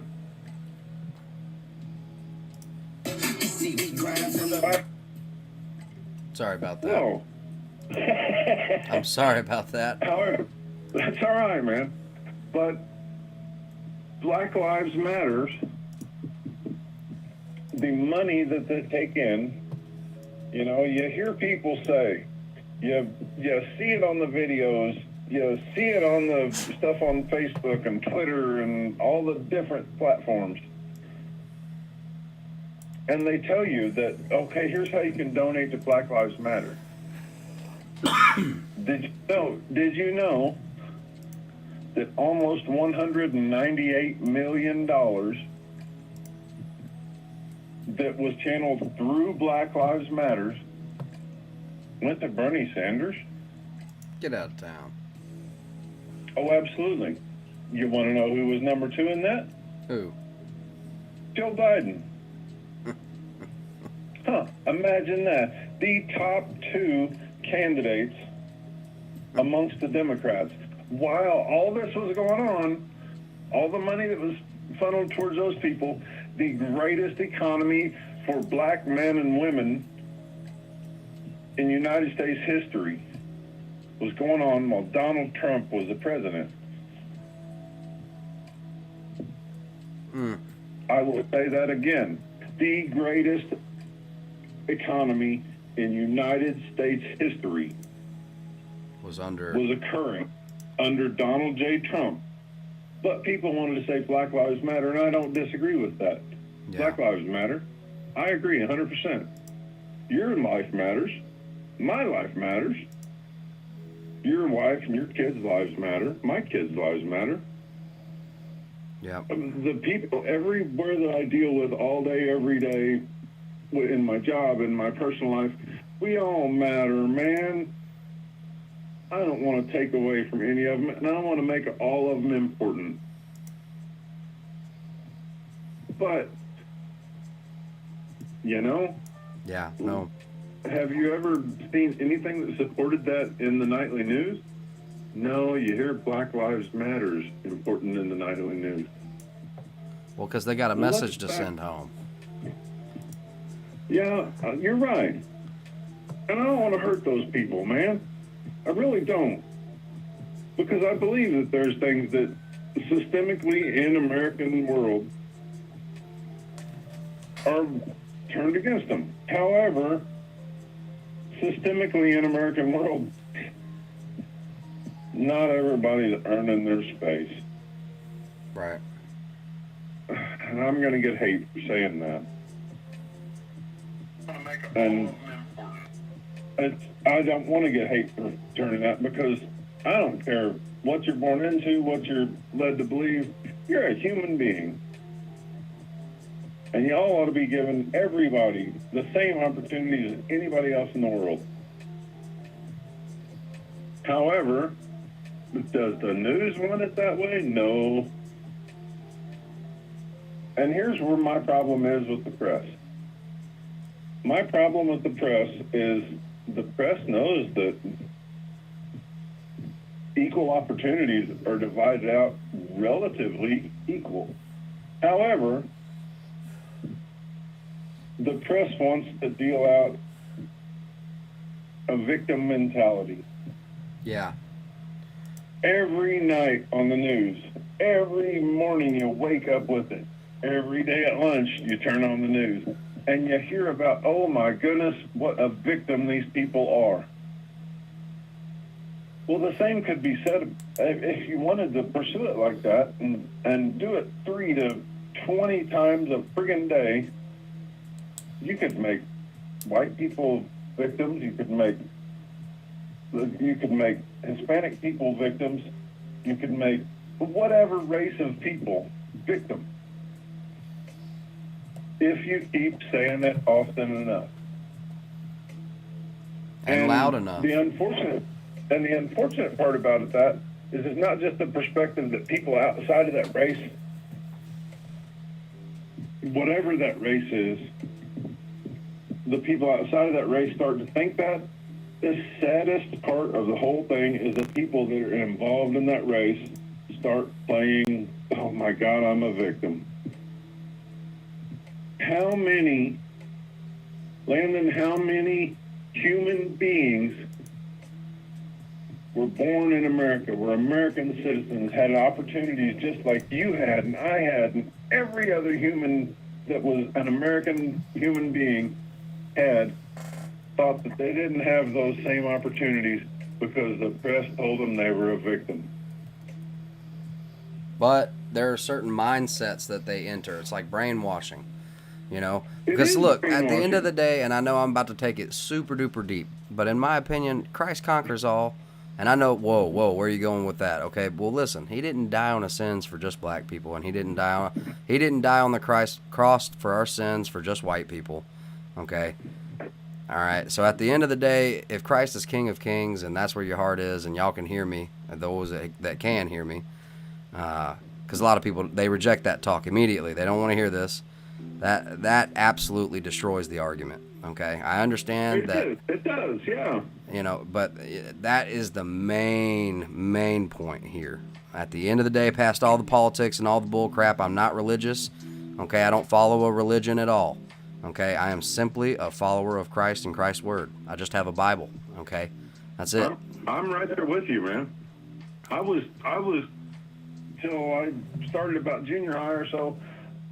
I was taken by my parents to a Baptist church, but my parents didn't go there. They just took me there because it was time to go to church. That's right. Once I got old enough to make my own decisions, they said, well, whatever you think you need to do. And I appreciate them, forcing me to, at a young age, to see both sides of things. But as a young adult, junior high, not even a young adult, but as a young person, giving me the opportunity to think for myself, but I still found the spirituality in it. And I still think back to the verses that talk about you don't have to go out in public. The folks that truly believe, they'll go hide in their closet. They don't need the spectacle. That's absolutely right, my man. It's all going out. He wants a private relationship with you. Go to where you are alone, where it's quiet, there's no distractions, and you can hear him. I mean, you can feel his presence, and you can feel him speaking to you. You know what you need to do, and he'll tell you. He'll give you that feeling, the small sovereign voice, and you know it. You know it, and you feel it. You're like, what do you want me to do? And sometimes you don't want to hear what you have to do. But I'm preaching. I'm sorry, guys. No, you're fine. Well, I can't speak for everybody else that might be hearing this, but as far as I'm concerned, you're fine. I mean, that's your perspective. Right, and that's all I can speak to. So for those that disagree with me, I'm not trying to upset anybody. It's I'm just speaking from my life experiences and my life choices, and that's where I'm at in my walk, and it doesn't have to be yours. So if you completely disagree with that, you don't have to hiss at me or hate me or leave. You can hang out. I'm sorry. I'm not trying to push my beliefs on anybody. Uh-oh, you said you're sorry, so I gotta drink some more. Me too. I can't. No, but I get what you're saying. 100%, man, because that's truly the way I am. My mom and dad forced me to be exposed to it. They did not force me to say, I believe this or I believe that. They forced me to be exposed to it and make my own decisions. And as a result of that, through the course of my life, I've read that book more than once. And what I have taken away from it as an individual, not as somebody standing up in a pulpit telling me that I should have to do or have to be or who I should have to be, or Jesus, sounds horrible, who I should have to do. Nobody ever did that to me or told me those things. I made a choice on my own. Yeah. And as a result of that choice on my own, as the book says right now today, lightning comes and strikes me as I'm speaking, I might be in jeopardy. However, I believe. Yep. Do I always walk the walk, just, the narrow little line of walking the walk and talking the talk? Probably not. No, yeah. Probably, be damn, probably. I don't. Yeah, I hear that. Yeah, me too. I mean, I got the right feelings in my heart towards people. I give a shit about what happens to people that are around me and the people everywhere, But no, I don't pump that. But let's get to the greater. What I kind of wanted to talk to you about, Landon, let's get the greater verse of dark versus light here. To do what now? I'm sorry. The greater of dark versus light. Yeah, yeah. Okay. We all saw, and it was funny, popped into the news and just got the hell out of there. Let's talk about the whole world around Jeffrey Epstein. Oh my goodness, yeah. This is a lot. It's unbelievable that people think that this is cuckoo, that this is crazy, this is unbelievable, this is not true. But come on, think about it now. Let's say there is a banking cartel or a very powerful, rich, small group of men. How do you own a president? Or how do you own senators and congressmen and women? And that's quite simple. Is you tempt them with ceremonial, ritualistic evils that might have terrible, terrible means to them, and then you hold it over their head. Right. And then they're bought and sold, baby. You don't have to do another thing. You don't have to pay them. Man, you just said it in a matter of a couple of sentences. Well, that's just my perspective on it now. No, but I believe what you're saying, because let's face the facts. If you took the trip on the Lolita Express, how are you ever going to come back and say, well, I'm a Christian? No. Well, you took a trip on a plane with a dude who's a total proven rapist. He took advantage of little children. And when I say little children, I don't mean like 3 and 4 year olds. I mean No telling. young teenagers. Yeah. You know, it's proven. And there He may are have done other videos. things, and in my heart, I think there were things that went on there that were far younger than what that went on. However, Right. what was proven there, and I'm also going to fall right back on the Constitution about innocent until proven guilty. He was proven to take 14, 15-year-old kids, young girls, to this island. And not only him, but other people had their way with these young girls. Yeah. Well, fuck around. Everybody, in my mind, at that point, it becomes a little shady for anybody that got on that plane. And we all know a family, I'm not trying to start demonizing. I know to some people they're probably already gone. I'm not gonna bring up names here. Everybody sees the news. Everybody has the opportunity to see what they choose to see. However, I will say that just if you took and you were on the passenger manifesto between Miami and the little Lolita Island,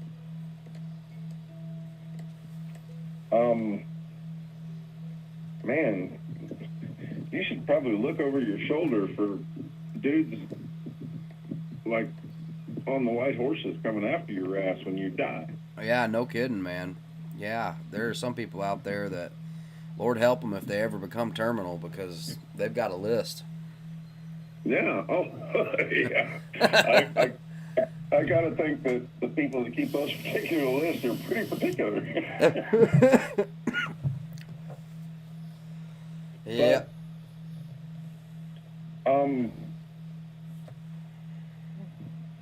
What we're getting ready to see, and what I believe, and I'm just gonna use the term back channel talk, what I see and have read and have learned in quote unquote back channel talk,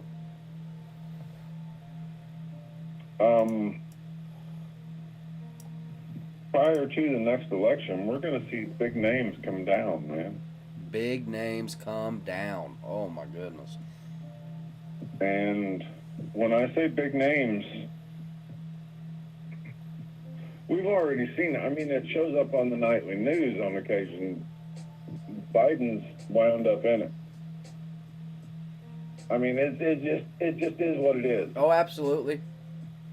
And I'm not trying to spin anything. I'm not trying to do anything otherwise. I'm simply saying that even the nightly news, NBC nightly news, has put enough shit out there against Biden to say, dude's a freak. Here, I got You know? something here.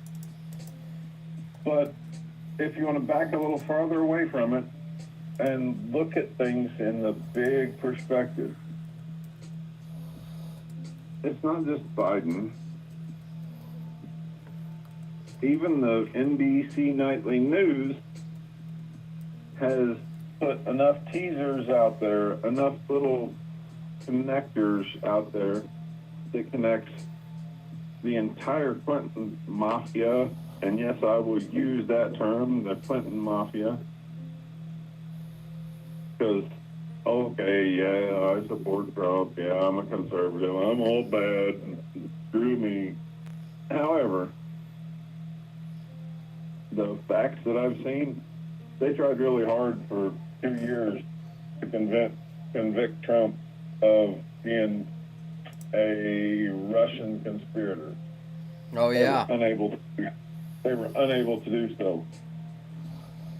The facts and the damnation against people that took advantage of kids in Haiti and shipped children out of Haiti under the term of bread and under the term of pizza and under the term of a whole lot of different things. That's right. It's all going to slam right forward, and they're not going to have any way to defend it. Because when massive amounts of truth shows up, how do you defend it?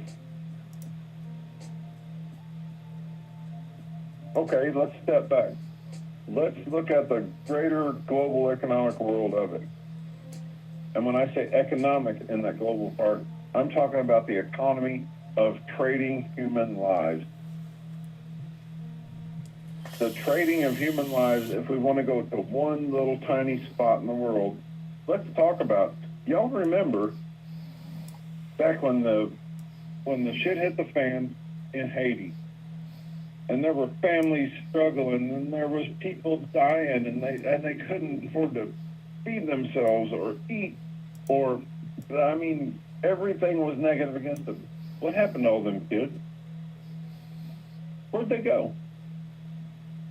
That's a good At question. the time that happened, for every adult male on Haiti, it was expected, it was projected that there was 3.9 children for every adult male on that island. Where'd those kids go? What happened to them? Well, brother. You want me to send you links? I can send you links for places in Los Angeles, California, for places in San Francisco, California, for places in Dubai, for places in Moscow that, imagine that, American meat, human meat was on the menu. It's out there on the internet. Right. It's right there. They don't doubt it. They don't argue it. They're kind of proud of it. Where'd all this human meat come from? Oh crap. Say it ain't so, You know, Ray. I mean, okay. I'm kind of opening a rabbit hole here, and Yeah. Well, look, why don't we pick this up on another night and let some other people in. I see that I got some other calls waiting. you're cool, man. That's cool, man. Brother. I really. really appreciate your intel and because I think we're on the same page with a lot of that stuff. I think I've opened a few minds, so I'm good with that. Yeah. If I can just get a few more people besides me to See it. to open their minds and think about what might be going on. Not saying it is, not saying it isn't, but what the hell might be going on? Yeah. Well, brother, I hope you're safe where you're at, and I think you are. And you. I'm looking at 7 infrared screens right now, and ain't nothing lit up on all of them. Man. Oh, and by the way, about to piss some people off, my new Chris when I pick it up tomorrow. We're going to the range with my FFL boy tomorrow. But when I get home tomorrow night, I'm going full-on baller right off the fucking deck out back. You lucky SOB. Dude. Man, I'm going to have to come barbecue with you. I don't do a whole lot of barbecuing. The smoker's usually alive for the 4 days a week I'm off work. Oh, no, I hear that. Absolutely. That's just like my dad. It's very seldom there isn't smoke coming out from my smoker. Well, I've enjoyed your call, brother, and I hope you'll call back soon. I will, brother. Good talking to you, man. Good talking to you, brother. Tell Mama and the kids and everybody I hope you all are well, and y'all have a good night. Will do. Will do. See you, man. See you, brother. All right, everybody. Hold on to your butts. I got the number. I got the number here. All right. If one of my mods are in the chat, somebody copy and paste this number, and I'll hoot and holler at you, and I'll let y'all know. I'm sorry I let that call go long. It's just that I've been wanting to hear from Ray, and I hadn't had the opportunity. Plus, I'm probably a little too nice. I'll have to get a little pushier with people, or at least install a timer on it. Here we go, guys. We got a number coming through now. Somebody grab that. Let me know if you did grab it, and I'll holler at you to drop that. Uh-oh, do I not have YouTube?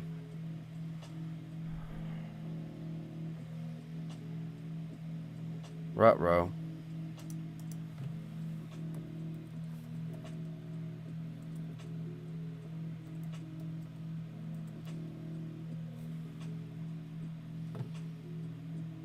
Ray is cool, man. I gotta restart my chat. I think I very well may have lost YouTube. I don't know for how long.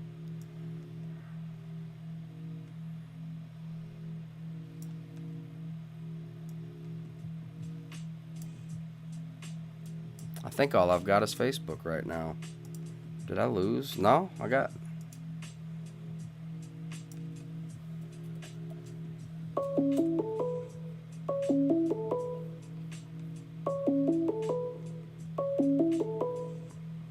Call from Nick. It's Nick. Hello? Hello? Oh no. I think I had Nick for a second. Okay, alright, thank you, thank you. I'm gonna drop that number for both parties one more time. I don't think YouTube got the number.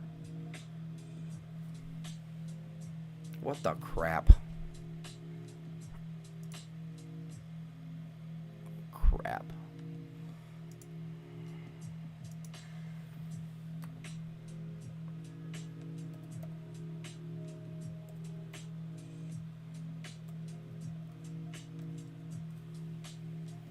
There you guys go, over on YouTube.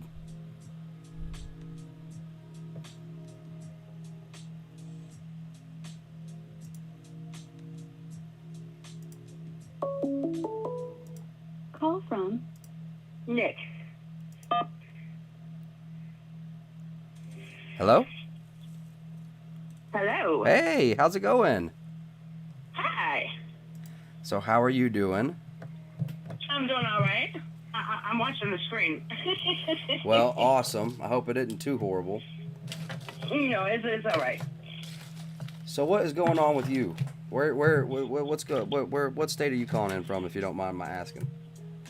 I'm calling from Minneapolis. Woo! We got a minute. Drunk Island. Oh, yeah, my. it's me. Hello, everybody. So- Hello, everybody. So how are you doing? How are things going over there? They going. I'm hearing a little bit of an echo. Oh goodness, everybody, hold on. Let me try and see. Oh gosh. I'm in settings. Give me 1 second. Let me see if this helps. I did have the earphone in at the same time, so that might be why.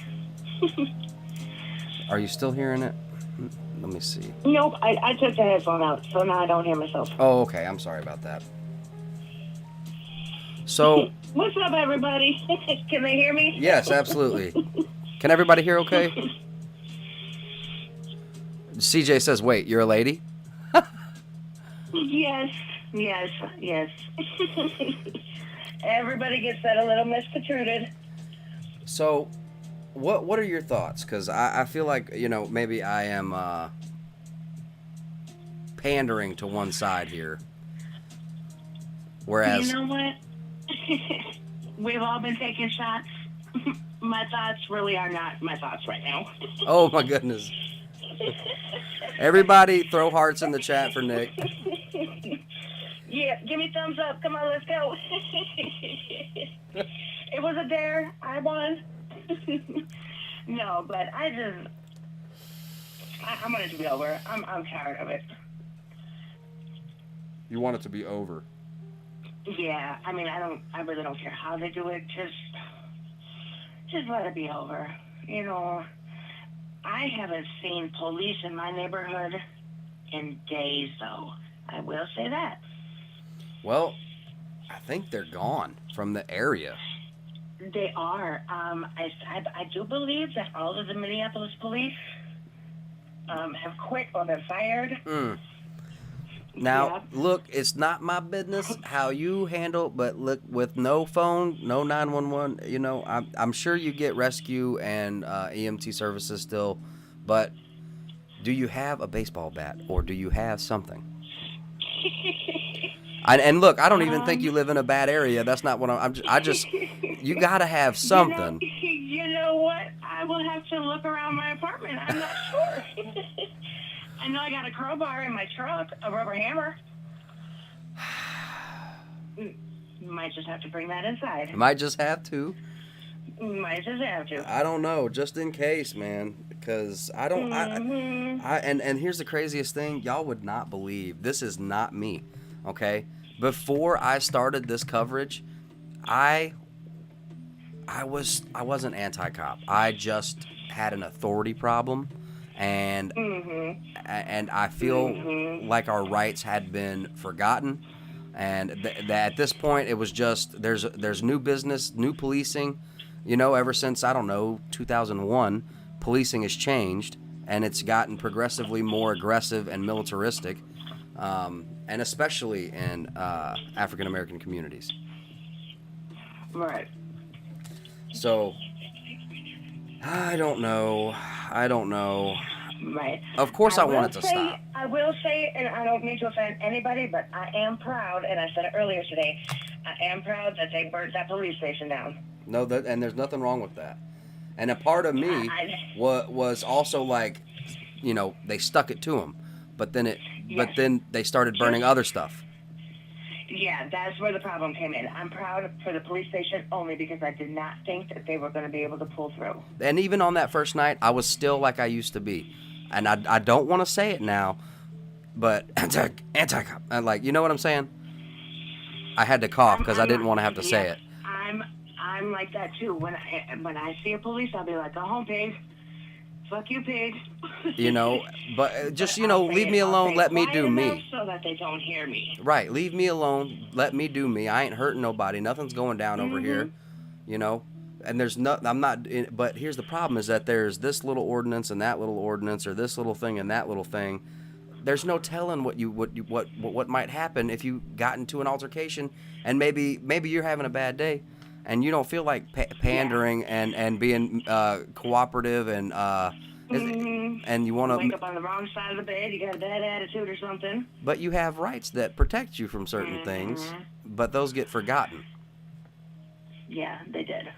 And I really did. On that first night, I was really like watching it kind of like a battle, kind of like between the people versus authority.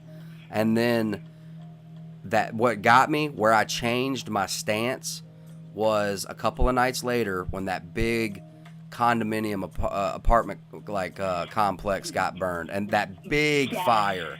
And when I saw that, I was like, Oh, this is depravity. Yes, that's what scared me, because my aunt actually lives across the street, or it was they were building a new complex, and she lives next door to the construction site. Oh my goodness. So yeah, and then a couple of days later, the night that the police station burnt down, there was a gas leak. So if there's a gas leak in it, it could explode for blocks. Right. Huge explosion.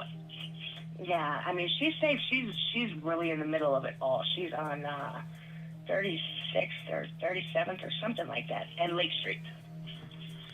Oh my goodness. Yeah, and I felt it personally when they were like shooting directly at the people in the crowd with rubber bullets or the triple chase we heard on the radios, gas and boom and like it it was like a battle, and Yep, it still is. I'm not really from Minneapolis. I'm from a suburb of Minneapolis, Brooklyn Center. But they had actually a couple of days ago went up to my city, Brooklyn Center, and started looting and burning stuff down over here. Yeah. So, and we're not seeing any of that. Exactly. I wish I tried. There was a few cops that pulled up actually just right up the street from me a few days ago.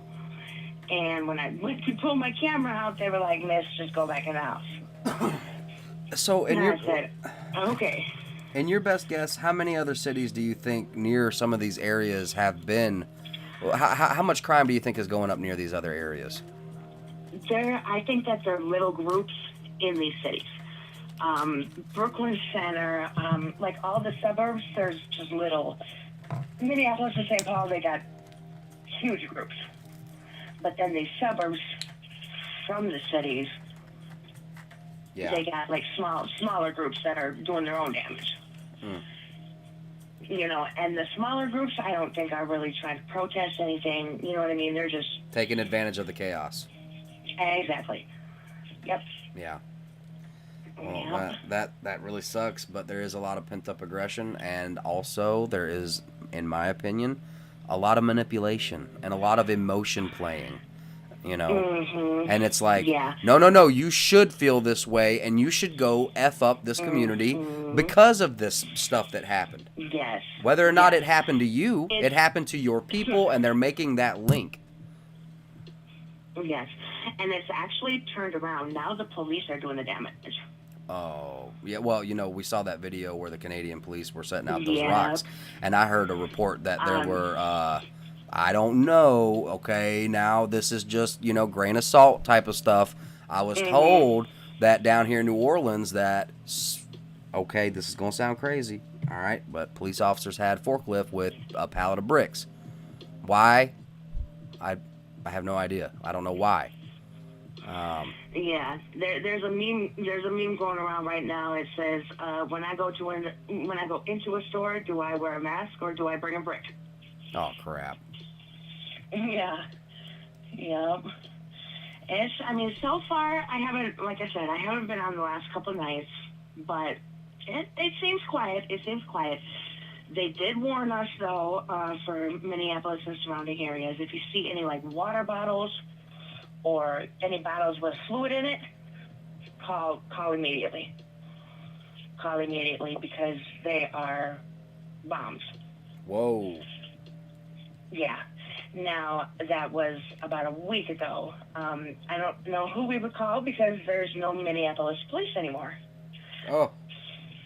So I don't think any surrounding police want to mess with what's going on over here. This is so unprecedented. It's making my head run around in circles. I'm trying to sit here and figure out. This sounds just a side apocalyptic. You just told me that you don't have a police department anymore. We do not. That's insane. We have actual citizens that are roaming the blocks with, I'm not sure what kind of guns, but they're strapped. They are protecting. They are questioning, like, hey, we've seen your vehicle so many times. What's going on? What you doing? Where you going? I mean, our citizens are really taking care of the city. Well, that's a good thing. It is. It's for just now. they don't have the infrastructure that I think we're used to with the numbers that we deal with in modern day. You know what I mean? Mm-hmm. So it's great Yeah. that they're out there doing what they're doing, but are they dropping a number? You know what I mean? Like, are they dropping numbers at doorsteps, you know? Right. And then right, if they did, right. how do they know that a call wouldn't be a trap to get their weapons or, you know, I don't know. See, my mind gets I all mean, kinds of crazy. they're using walkie-talkies between each other and everything.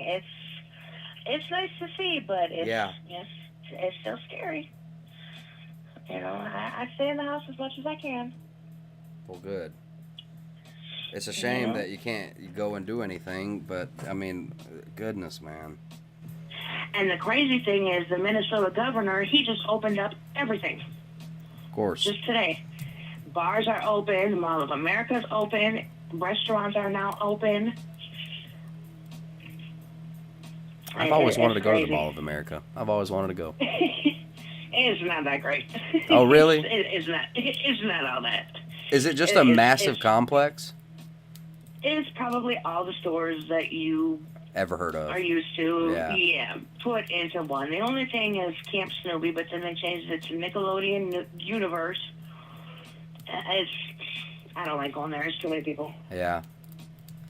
Well, you know, down here in Louisiana, they're turning some malls into like really high-end apartment complexes. See, that's why they burnt that building down over in South Minneapolis. They said it was like an expensive. It was going to be like $2,000 for a one-bedroom apartment. People over south can't afford that. Yeah. So They burned they it burned down. it down. Yeah. They burned it down. I guess in a way I kind of love that because you know some kind of like one percenter owned that or like a group of one percenters own that, and I mean that's just Yeah. me. But you know, man, it was a statement. Like that fire really like let me know the bell rang, and then here we go. Yeah. After that, it was Yeah. downhill across the country. That police station would have been burnt to the ground if they would not have had a high-end sprinkler system. I mean, they were putting the cans that the cops were throwing at them. They were putting those in there. They were putting like everything that was light on fire. They were putting into the fire station or the police station, just so that it would blow up. It's called gentrification. What is gentrification? Can you define that? I cannot. No, I'm I mean, sorry. I was reading Carol in the chat. Oh, reading out loud. I've heard that before, gentrification. So how's your community holding up? What do you think? Is there any talk at all about any kind of police reinstatement? No police reinstatement. The community is coming together. They've been taking leftovers from these looted buildings and everything, and they're giving away free sanitizing toilet paper, diapers, formula, body wash, hair soap, every hygiene that you could possibly think of. That is insane. You are like living in a whole nother world right now. Yeah. Completely untraditional from what we know as modern day America. Like it's its own thing right now. And the same thing with Seattle. Mm-hmm. Yep, I keep seeing people post on Portland. I'm supposed to be, me and my husband just bought a new vehicle Monday. So we're supposed to be traveling down to Indiana this weekend, going through Chicago, through Indiana. And I'm like, oh, I don't know if I want to go. Yeah, no joke. It's a lot to get through. Yeah, it is. It is, especially during a state of unrest. But it seems to be okay. But in some areas, they are blocking interstates and whatnot, and they do it with the mentality of, no, it's okay for us to do this, even though, man, some people, not to be hateful, but they're just like, I didn't do nothing to nobody. Get the F out my way because now you're threatening my life. And then I mean, there's the actual memorial site. I was told that no cops are allowed. Like that's the safe zone. So here we are. I think we're in a new America. What do you think? I'm trying to read, y'all. I'm trying to read. I looted Reese's Cups from Leo's. Oh my goodness. Oh my gosh. Oh my gosh. Did it taste good? Was it like freedom? Like looted Reese's Puffs? I love Reese's Puffs. I do too. My husband's name is Reese, by the way. Oh. Like the original Terminator. Right. But hey, y'all, my battery is dying. So I'm going to get off the phone. I'm going to let the next caller come in. Awesome. Awesome. Well, thank you so much for calling I'm in. here. Yes, of course. It was a dare. I had to. I can't turn down a dare. Well, that's awesome. I'm here. I'm watching. I'm listening. I'll see y'all in the chat. All right. Bye-bye. Who else? Who else got that number?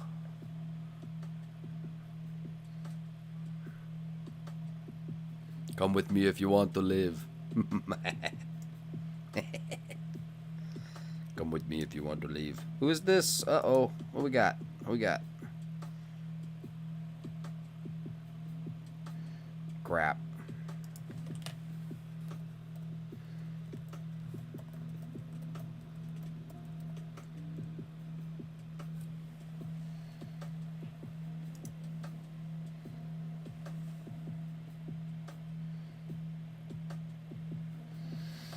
How are the citizens going to deal with true bad people?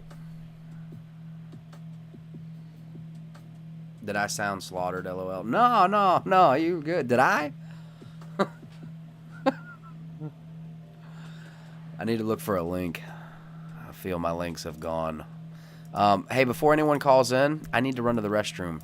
I needed to pee like a caller ago. Ray, I didn't realize, but we were on the phone for like an hour.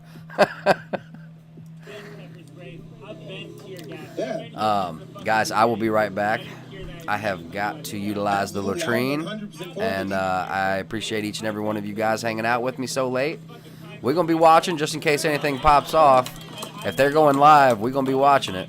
So thank you so much, everybody, for being here. Guys, if you can, you know I got to ask, please. First off, drop an F in the chat and a heart for Nick for calling in. Thank you so much. And then two, if you can, share this page. If you want to delete it later, that's fine, but it really helps the channel if you can share. Smash the like button if you can. If you're not subscribed, think about subscribing, maybe, you know, get your notifications for the next time we go live. I appreciate everyone for being here, guys. I'm going to scoot on over to the bathroom. Ray, you were not a time hogger. You were awesome, and I hope you call again. And same to you, Nick. If things get power and be treated with the privilege that white people have. That's what I stand for. Yeah. Exactly. How y'all feeling? How y'all feeling?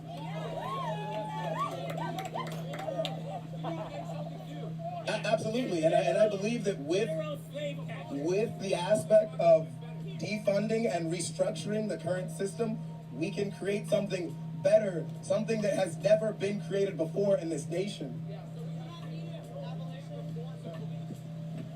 How y'all feeling? Check. So, from what I hear that he's saying that as a black man, the police have failed him. Check, right, where? What it sounds like he's saying is, as a black man, the police have failed him. When he calls the police, he's more afraid of his life, you know, for what the police might do to him than what he might have called the police on, whatever, all that. And that it sounds like he would appreciate a better alternative. So I don't think he's saying that he wants the police as we know it, and I don't think anyone's there. The thing is that we gotta all stay together, unified, and moving towards this one goal with this. Now, the other thing that I keep on stressing is that we didn't win this by force. We win this by the people, and it's still not a win. You know, we're still out here, we're still working, but it's the people. It is persistence, and then PR. You understand that? And so that's where we have to be very careful, because they fight wars with PR, especially internal wars. We're going against politicians. That's something that I had to learn. That's something that I had to learn very quickly this last couple weeks. My name's Ras Simone. I'm from the community. I'm from the hood. I've never had any issues with anyone in my last 30 years of life until this week. And now I have all these crazy things being said about me. I had to realize that this is a political war, and they fight that with PR and lies and PR and lies. If you guys don't know what COINTELPRO is, go look it up. Go look it up. How do you think that the Black Panthers got dismantled? How do you think MLK, Malcolm X, us, the us movement? Like, please don't fall for the same things. Don't fall for the paranoia. They're looking at everyone, calling them an op, calling them a this, calling them a that, saying they did this, they that. That's how they break us up. And then they look at us like dumbass bitches. You know what I'm saying? So guys, keep it together. Don't fall into the whole gossip and the whole thing. If someone tells you something and it pulls at your heartstrings, ask for the receipts. Get the receipts. Get the paperwork. Get the text messages. Get the whatever. And then if someone does say something, like if you heard something about me, just come up to me and ask me. I've had hour-long conversations with a lot of people out here. We had, brother brought over 2 people and we had a conversation with them and they were like, damn, afterwards. You know what I'm saying? So just ask the people if you're that concerned. If you're not that concerned, then don't spread false news. Because then we start spreading up and it's all bad. And all the tactics that they were trying to employ, they worked. Trump won he got elected by memes. That was what the Russian spies that used memes. You know what I'm saying? So it's things like that that can be used against us and be divisive. But now again, we got this through people because we are all out there on the front line in the middle and holding it down for so long. Our persistence for holding it down so long, and then PR. The police officers got some really bad PR just a couple days ago. The world is looking at them. That's what I keep on saying. The world is watching because they're seeing what's going on. So if we're going to win this, I think a lot of it's going to have to do with PR. And so if we're keeping our PR clean, that's how we're going to be able to keep this clean. And so that's why, and you have to understand, I can't even say too much, but stop snitching on yourself. And don't dry snitch. There we go. That's my brother right there. I love you, G. Keep the PR clean. We haven't done anything every single thing that every single person I've seen out here has been peaceful. It might be disruptive, or whatever, but it's all been peaceful. So watch that PR and let's win this war with the PR. Let's not let Trump send out a tweet that brings, missiles our way and stuff like that. We don't need that. We need to have good PR and make it so that they don't keep us painting us like that. Bro, what is your name? Come here. Come here. What's your name, bro? Stop talking to me like that. Please. It's just ridiculous. In any other place. I asked him a legitimate question. I got nothing back. Defund, I believe you want to have this. So what I was saying is stop snitching on yourself. That's what I'm saying. Because you sound like a cop by doing that. That's what I'm saying. I got my fucking ass kicked. And I got my ass kicked every day. I'm a fucking black man, and I'm from the hood. I'm from Bruce. Hey, bro, stop, please. Okay. Can we have respect? Okay, so respect him when he's on the mic, and respect you. If you want the mic, then ask for the mic, and then you get the mic. It's a people's thing, isn't it? Exactly. So guys, let's keep it together. Let's keep the peace. Let's keep the unity. I love you. I don't know your name, but I love you. I do. Okay? I really do. And no disrespect by that. We're all passionate. Okay? What's your name? Dean? Dean or Bean? Bean. I love you, Bean. Anyways, yeah, I'm gonna pass the mic off, but just stay focused. Don't let anybody get in your head. Stay focused. Keep that PR good. When cameras come around, just say positive things. It's peace, peace, peace. We've been so focused on Black lives and so focused on accountability and abolition and taking, a defunding, that they've been able to have a foothold to be able to push out this negative, this other negative narrative that's not even what's going on here. I've never watched the news. I just started getting things because Trump tweeted something, and then these guys started tweeting something about me and saying all this stuff and saying I'm a terrorist warlord and all these crazy things that definitely are not happening at all. Like, you look at my Twitter, it's fucking ridiculous. It's ridiculous. I have like hundreds of thousands of people saying I'm a terrorist warlord, and I'm just like, yo. Have any of you guys ever heard me send an order out to you like, please stop? There was one that said I'm working with Palestinians to get us firearms from Palestine. Bruh, I'm not kidding. So this is, and I just looked at this. So this is the PR that we're looking at. Go look at my Twitter. Raz Simone at Twitter. This is not a promotion. I already have hundreds of thousands of people because Trump just fucking tweeted me. So I don't give a fuck about you guys, but I do want you guys to see what the fuck we're at. It's like, look at my mentions. It's fucking ridiculous. I can't even go through the last hour. There's thousands and thousands and thousands of this shit, and it's all terrorists. So you need to understand that if you ever see a camera out here, make sure that what you're talking about, make sure you push that peace. And they'll try and pick what you're saying apart. So just say peace. We're out here on peace. Hey, it's love. It's peace. It's peace. Make sure I would say don't even say abolition or maybe say defunding and peace. Like make sure you say that shit quick because they will cut it off. They did one interview with me and it didn't come off weird, but they like had me say one word. It was like, yeah, love. Or just it was just some shit like, blah, blah, blah, and they cut out one part, like literally one word. So just watch for that shit. It's tactics. We gotta be better than that. We gotta learn from our mistakes, learn from our ancestors' mistakes. Watch the stars, and let's just do better, y'all. Much love. I just want to say, I just want to say this. I don't care, please. This ain't for nobody else. I don't need your streams or none of that. I just need all my white brothers and sisters that's out here standing in solidarity with us to check yourself. You cannot be out here standing in solidarity with black people and calling black people cops, agents, and enemies. If you don't know why you're out here, get your ass somewhere else. I'm tired of hearing white people from the side that's supposed to be out here to support us, accusing us the reason we're all out here of heinous shit. Please get your shit together. If it was really about something, you wouldn't have been running from the gas, and you would have been running from the flash bombs, you'd have been running towards it. So, if you meet us with that energy, I will meet you with that energy because you are an enemy of what we're trying to do here. Sorry, I am not sorry. Check yourself. You are here to support. This is not about you. I see all kinds of communities hopping on around for this ride, but this is about black lives that are being taken by the police at astronomical numbers. Watch your fucking mouth. Don't disrespect me or any other person of color that's out here. I needed to say it like that. They're attacking our brother. He's been here to help everybody else out here. And it's not your fault that you don't make music around the city so the cameras are not coming towards you. But every time that you get a microphone, we listen to everything you have to say. Watch yourself. This is not about you. You're here helping us. And if you forgot that, because of this unification we're having, I'm here to remind you. This is about people that are like me. I'm sorry, but I don't give a damn.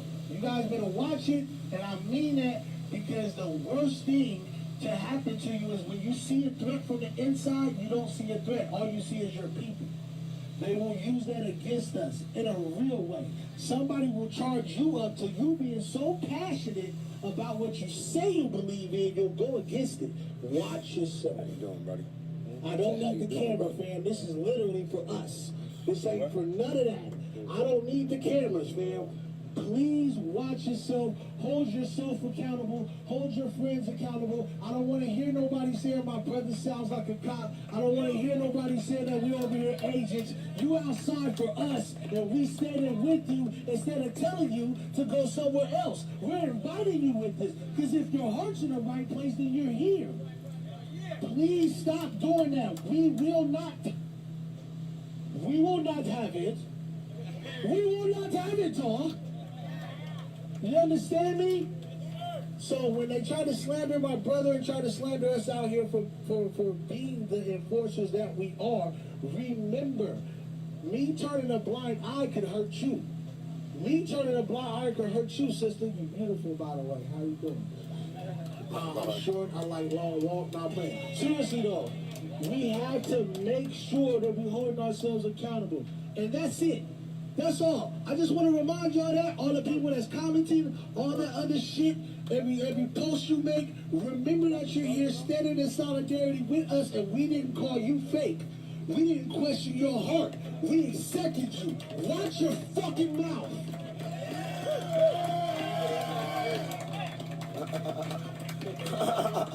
That was real. That was real.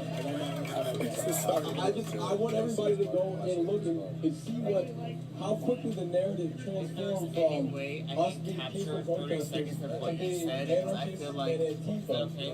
Yeah, but I just want to catch this. Leftist militia known as the Redneck Revolt showed up to offer some help.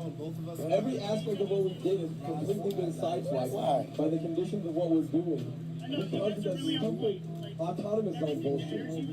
Everything, all of Americans, they put that shit out there. That's not hard. They're making it seem like we took the police station by force and are forcing them out of it. I just want to say, I was saying, Kim, your guys' energy was absolutely on point. Like, I really engaged in it. I sat down there. The girl I'm with, she recorded it, and I hope to watch so it we're again. not going to allow them to fucking label us anarchists and Antifa so that they can push their fucking narrative. Absolutely. We're not going to play that stupid game. Don't allow that shit. I know everyone says we don't like the cops crime, but we can't play a game where we're going to act like we're actually so tough that we're fucking seceding from the nation. If we're autonomous, the military is going to come in and kick this shit out. We're going to get fucked up by the military, straight up. Y'all talk about the cops, the military ain't going to play that same game. If we're pretending to be seceding, that means you're trying to drop your American citizenship and you're trying to progress into a sovereign nation. You're declaring war? That's not what the fuck we're doing. We're not going to win like that. This all becomes illegal. We're playing a legal way using the privilege of the crowd, and we're going to progress that narrative using their shit every time. If you play that game the way that they're playing, you're going to get fucked up and we're all going to go to jail. So we're not playing that shit. No, we're not. We're not playing that shit. No. He's not a terrorist leader. I've never heard none of that shit. No. I know nobody out here not getting paid from nobody. All this shit is dominated by... They said Osama bin Laden. Uncle Bill, whatever the fuck. Somebody's donating this shit. Nobody got funding. Nobody got guns until 2 or 3 people because they try to send up their Proud Boys. So at the end of the day, right now they're saying, we're guarding the gates to stop the cops from coming in. What kind of dumb shit is that? If they were real, they would have killed every single one of us. They made like they're bitches now, and we're some hardcore anarchists doing some real shit. All we did was peacefully walk up to their fucking door, and they left. They left like bitches because we walked up peacefully. And they told us, go ahead, make yourself at home. Make yourself at home. It was their whole fucking narrative. They played this game smooth. They knew that they were violating us. Now we're some terrorists and shit. That's crazy. How is this a white revolt in the redneck militia when this is a black protest? That don't make no fucking sense. You telling me that the white supremacists are now, that's us now? What the fuck are we talking about here? Everybody out here needs to stop using the autonomy. We're not autonomous nothing. This is a protest and we're all protesters and nobody's a leader. We're all standing up because we're all concerned about the conditions of systematic oppression. So we're only moving for the conditions of justice. We want equity. So taking the money from the SPD is a requirement in the condition that they're overreaching their bounds. We're not moving to fight with guns. I don't have a gun. I'm not playing that game. Y'all want to play that game? Go ahead. You're going to be fighting against the military. Trump is going to make this a federal scenario. And that's not what we want. We want local conditions until we conquer through legal means. We want to take the steps properly. That's the homie. Don't talk about the blonde homie like that, man. That's the homie. No, that's not the game I'm playing. I did everything legally. You can't touch me. That's what I'm playing, straight up. But we're not he was born like that. He's filthy. We're going to do this right. He's like that 24/7. And they look stupid. They mad because they found us trying to walk up to their fucking door because they thought we were going to burn down that building. And we did it. Now they look stupid. So I want every single one of you to stop using autonomous as what this zone is if we are all protesters. You need to spread that dialogue as quickly as possible. Nah, that's real. These motherfuckers are going to fight us quickly. Look, that shit was, I only heard that name yesterday. Straight up. The news like 15 times. Straight up. Yeah, why is that a thing? Why is it? And what the fuck is Chaz mean? That shit's like corny as shit, my nigga. They trying to play us on some dumb shit. I never heard a nigga make a name like Chaz, my nigga. That's not no nigga shit right there. That's not. We take that shit down. You need to spread that shit as quickly as possible. This is not autonomous zone. And so when they kick the door, they're going to get another lawsuit. We're not playing that shit. Alright, yo, what do you want to call it? Alright, first off, y'all. First off. Let me ask you guys a question. Yeah, I'm sorry. No name, no case, my niggas. Don't call that shit. Don't call it shit. That shit sounds stupid to me, and I said it earlier today. It sounds stupid as shit. We didn't say that shit. That shit sounds corny as fuck. It's corny as My fuck. name is Mark Anthony Henry Jr. I've been out here every day, and I hope a lot of you have seen my face and sure glad you guys have. I am tired of living in fear. I am tired of living in fear. Raise your hand if you have denounced your American citizenship today, or yesterday, or anytime this week. Nope. Has anybody here done that? Nope. I'm tired of living in fear, you guys. Everybody's talking about Donald Trump. I'll come up here and do some shit. Do it then. You're sitting here talking because you're trying to scare us. You're trying to scare us, Donald Trump, and I'm not scared. I'm tired of living in fear. Never scared. You guys, I was called a terrorist last week. This shit ain't new to me. I was called a terrorist last week when he declared Antifa terrorist. I am an anti-fascist, therefore I am Antifa. If you're calling me a terrorist, you can label me what the fuck you want to. I am who I am. I am who I am. And I know my history. They call Martin Luther King a terrorist. They call Malcolm X a terrorist. I don't give a fuck if you want to call me that because I'm fighting for equal rights. I do not give a fuck what you want to label me. I was telling everybody last week, I watched Fox News and I saw this shit coming. This is no surprise. If you heard me speak, I've been telling you all week, I watched Fox News and I saw this shit coming. It's not a surprise. They will label us and they've been trying to divide us. They've been trying to tell us we don't know what we're out here rallying about. We are out here rallying because we see injustice and we see a broken system. Black Lives Matter was the fire. It was the spark that lit the fire. It was the spark that lit the fire. And now you got the people fired up. And it scares you, so you're making threats. But I'm not scared. And I refuse to live in fear. I refuse to live in fear. You can call us an autonomous zone if you want to. I am an American citizen. What they did to us was commit war crimes. And they used tear gas against us. We are American citizens. Those are international war crimes according to the Geneva Protocol, circa 1925. I'm also a history major, you guys, if you did not know, if you have not heard me yet. And I will continue to tell you, I am not scared. What's up, Voodoo? Of telling Donald Trump I am not scared of your bitch ass. Oh, yeah, I'm good. Stupid ass. You can't even spell the word stupid. You can't even spell the word stupid. And you're trying to call me another. I don't give a fuck. Fucking ridiculous, bro. You don't know what you're talking about. Fucking ridiculous, You're right? a part of terrorists. Learn how to adjust a patriot when you see one. Good night, Emily. This country was built on a protest, and it was not peaceful. It's called the Boston Tea Party. What the fuck you talking to? Tell him. Tell him. You can definitely take the mic after me. So, my name is Sarah Tournay. Hey! Whenever I see a group of only men talking, I make it a point to speak. That's right, baby. Please do. Even though I love men, specifically black men, with all my heart, and I will take bullets for you. I kid you not. This movement cannot be dominated by male voices. Women need to speak up. See, I was doing that as Trans people need to speak up. LGBT need to speak up. I'm super confused as to why this conversation is happening at 2. I'm telling you, this is fucking stupid. Oh yeah? Okay. At 2 o'clock in the morning to such a small group of people, but like, who the fuck am I to say anything? Like 10 a.m.'s good?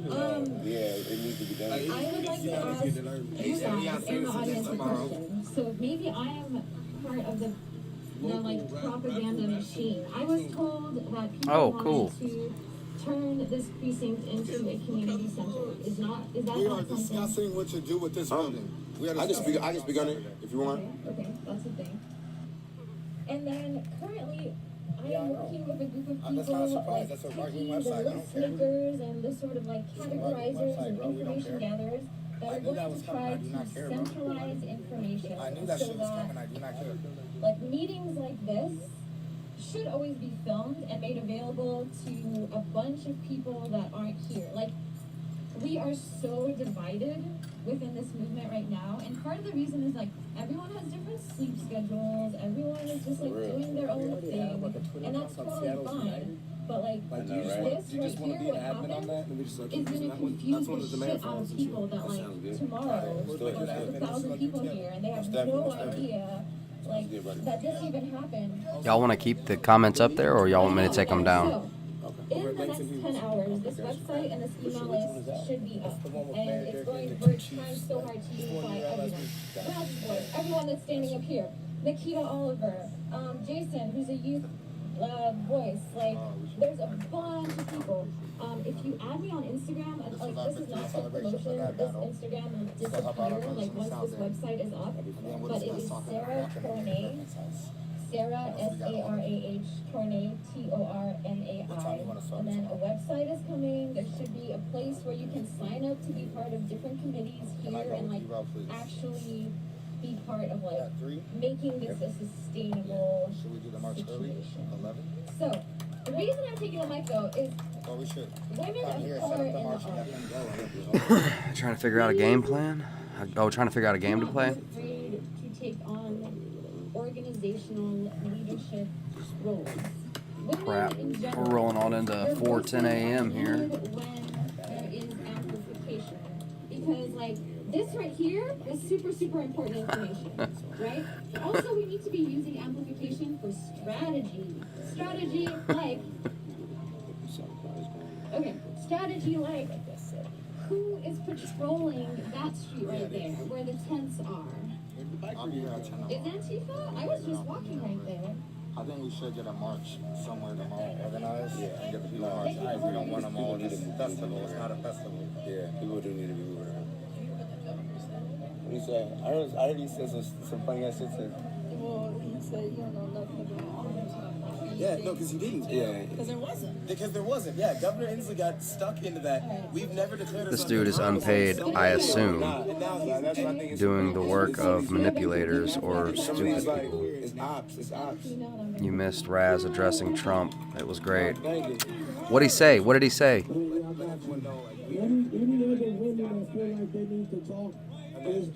Like where he called him where Trump was kind of lashing out. Also, you know what you're doing here, you know what you're doing here, just like that. Friggity, it's late. No, Ray, it's early. Be careful. At some point in the night, it shifts over to where it's just. There were definitely people over here patrolling, and then they tried to twist the narrative when we were doing our job patrolling. You are okay, stay doing what you're doing, and allow everybody else to have their part. If you gather everybody and hit one door, you're not going to take down the foundation. You're just going to get through that door. If you have attack points from different places, you get to your goal quicker. As long as we all know why we're here, who's in hand, what strategies, all that shit is important, but you have to be careful who you're talking to, because just off of us being here peacefully, that was twisted around. So you don't want to give everybody your input. You cannot let the left hand know what the right hand is doing. We are here in solidarity. Yeah.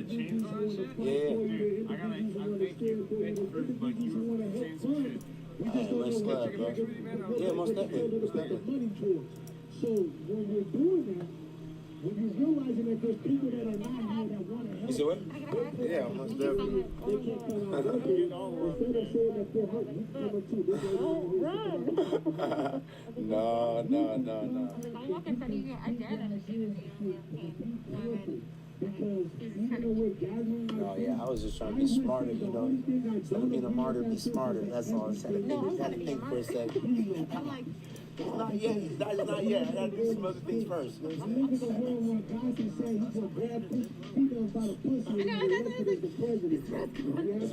president. Sorry, I'm going through links, everybody. you're like, yeah, people got it. No, hell no, yeah. I'm like, yeah, that's Another person just now walked up to me and said we need to get on the same agenda.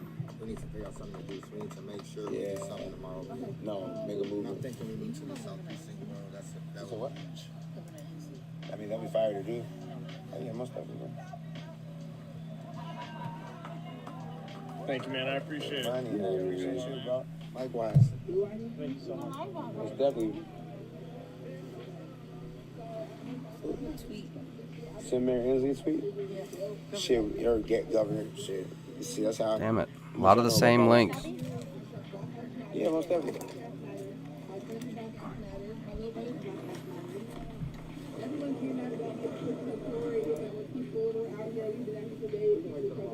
I was gonna be like, peaceful as fuck.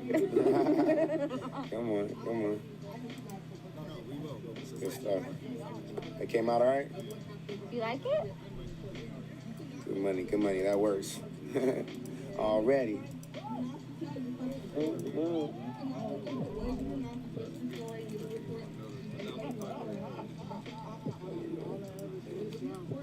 That's hella divisive. See, all that other shit sounds cool, but it's hella divisive. Which one? When you get up there to say nothing but say, I just needed to grab the mic because I'm a woman. Yeah, I thought the same way, bro. That's hella divisive. That doesn't make sense. How you doing? I had nothing to say. She even said I had nothing to say. I want to find you on Facebook. Are you sure? Honey, no, I'm deep in the shit. I've been a part of the Free Leonard Peltier movement since I was 15. I'm 41 now. Nice. I'm a part of the coalition. We then turned into Indigenous Peoples of the World.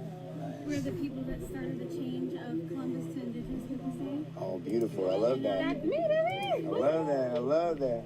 I know Uncle Harold, who passed recently. Oh no, honey, I'm the one viewer that told him anything that passed through the comments and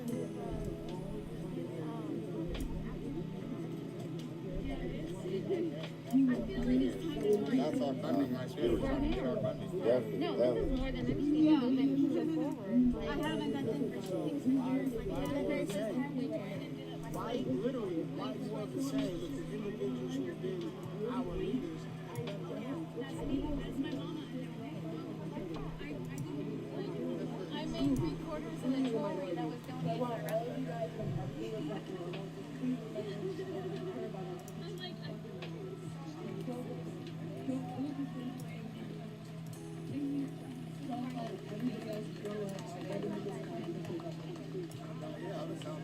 Everybody have something to say, don't just come up because you felt like your voice wasn't heard. And you didn't have simple people with simple needs as you claim you already speak.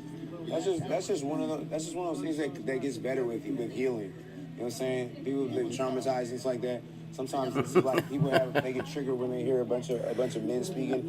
Maybe. Yeah, especially when Maybe, they're Ray. powerful, like strong black men that are confident. I don't have any. It can be intimidating or Not yet.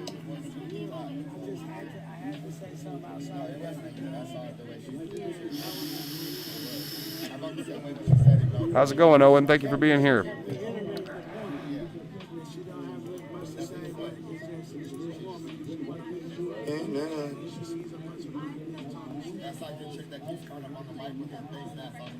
I got rid of the number, so I can't call in. Yeah, that's weird. You already know. It's I'm not sure y'all who I am yet, but I'm sure y'all know me by now. I'll reveal it to you guys one day. Like, I'm not waiting on you. We're not about that. That's not what this is about. It's already really for the people, about the people. Exactly. I'm out here saying, fuck Donald Trump, call me a terrorist if you want to. With my face exposed. Exactly. Because that's what it's.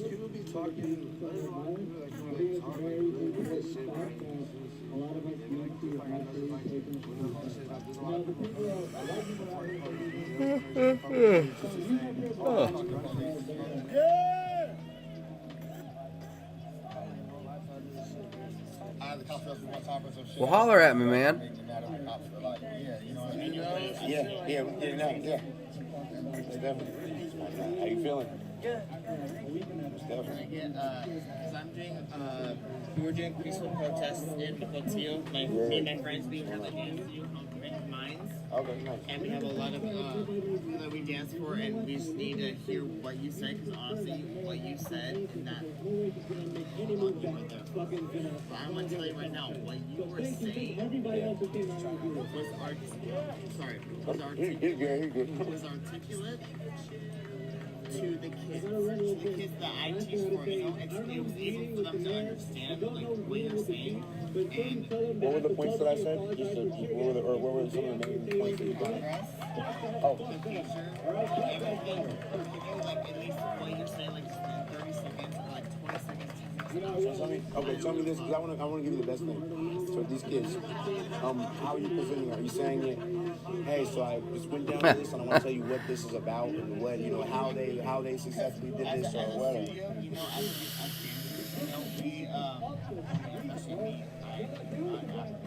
But I am a teacher and I'm a dancer of, and that came from kindergarten, dance, everything. Hip hop is African American, so we have to teach the kids that it's from them.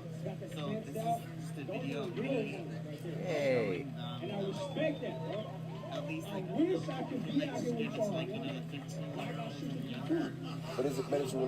So it's related to dance. Okay, so take it away from the protest, because I was talking about, because what I was saying is that we had this success from the people, and I said persistence. Okay, so that's a persistance and then PR. But the dancers, you wouldn't want that. That's different. So that's what I'm saying. What is it that you? Because there's lots of positive messages, but I gotta know which one you want. What you're talking about. So just stick to me. No matter what you're doing, just keep going.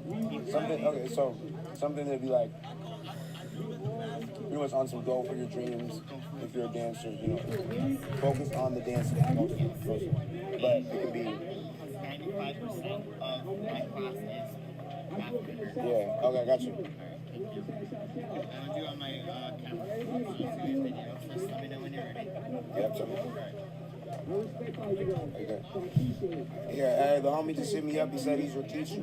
I just want to let y'all know, whatever your dream is, you go for it. Don't have a plan B. Just do a plan A. Just go straight for your plan A, whatever it is. If you want to be a dancer, if you want to be a singer, if you want to be a vocal, you want to be a rapper, you want to, whatever you want to do, you want to own your own business, or you want to do all of that, you just do that. Don't worry about a plan B. Don't be like, oh, if I don't make it, just do that. Thank you so much. No, I appreciate it. And everything that you're doing, honestly, I really heard your message. And I'm doing everything that I can. Yeah. I can do as much as I can, Mm-hmm. You understand that? No, for real. I mean, I grew up I just discovered hip hop dance when I was like a freshman in high school. And I'm now 25. Yeah. And the father.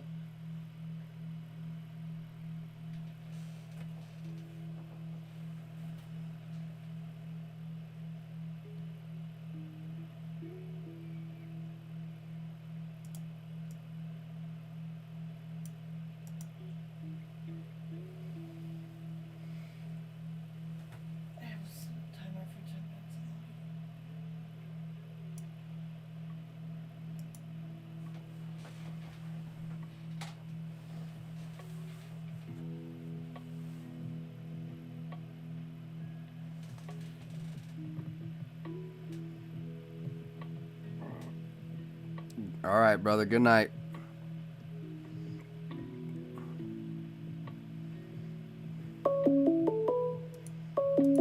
Call from Suze Lee. Hello? Hi there. Hey, Suze. How's it going? Good. How are you? I'm doing good. Nice. As we roll into the 4:23 hour here in my neck of the woods. Same with me. I'm on the same time as you. Yeah, that's right. Yeah. Yeah. Remember, I'm on the water. Yep. Over in Alabama. Yes. I tell you what, some of my friends and family hate y'all's university's football team. Oh, God. Bama. I don't like them either. I'm not from here. Oh, no, you're not? I could give two flying bucks what they hate or not. Oh, well, yeah. That's how I feel about this situation. I could give two flying bucks. Fuck Raz, fuck Lacey, and fuck Larry, and fuck Scuba Steve.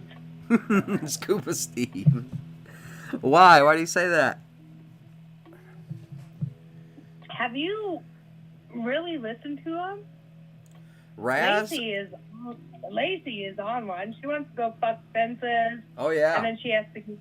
And then she got migrated today. She had to go migrate to the car. Migrate to a car? Yeah, she talks in animal sentence. She talks in what? Like animal sentences. Like she wants to be, or like when the cops were surrounding her the other day, she was going to get kettled. I took it as getting cattled. Yeah. And then tonight, her friend said, hey, we should probably leave. Like, her friend was getting scared. And then she goes, yeah, we should probably migrate to our car. She does. Like, who migrates? She Only does. birds, buddy. And who talks about sexual things with fences? Well, she was getting really carried away with that. Yeah, she wanted to fuck the fence real bad. What in the world? Right? What about Soul Luna? Huh? What about Soul Luna? Do you believe that all these people's intentions are purely altruistic and that they're just trying to help? Soul Luna is not a bad guy, but he's a weirdo too. Soul Luna is Scuba Steve. So Scuba Steve, he like goes out all armor because he doesn't want to be tear gassed or anything. And he said, I just want to show you like the good and bad what's going on. He doesn't get mixed up in the bullshit. He really doesn't. No. What about what about that what's his name? That Larry guy. Was it Larry? Yeah. Larry's something else too. He's like a Lacey. Yeah. Maybe a little bit younger. Oh, he and Lacey are probably around the same age. Well, no, maybe he is younger than Lacey. Lacey is about as dumb as a box of fucking rocks. Yeah, she is. What do you think about them tearing down the fences in this revolution? Well, they didn't get anywhere with it, did they? I don't know what they're getting. The guy in the Seahawks shirt there, the cops are sitting right there underneath the pillars. Yeah. So they tore it down like halfway and only like a section of it, and then the police started responding. What do you think about? Oh, I'm sorry. Go ahead. What are your thoughts? Ahead. What are your thoughts on Trump's tweet about Raz? Well, it wasn't about Raz. I'll read it to you. What he said. Hold on. Trump's. Did I say text? It's late. I'm sorry. His tweet. He tweeted, and he also was speaking to the Seattle leadership. So he just said domestic terrorists has taken over Seattle, run by radical left Democrats, of course. Law and order, and that's all he put. Right, like he's saying that he's. And then so Raz was like, Raz put. Let me read Raz's short.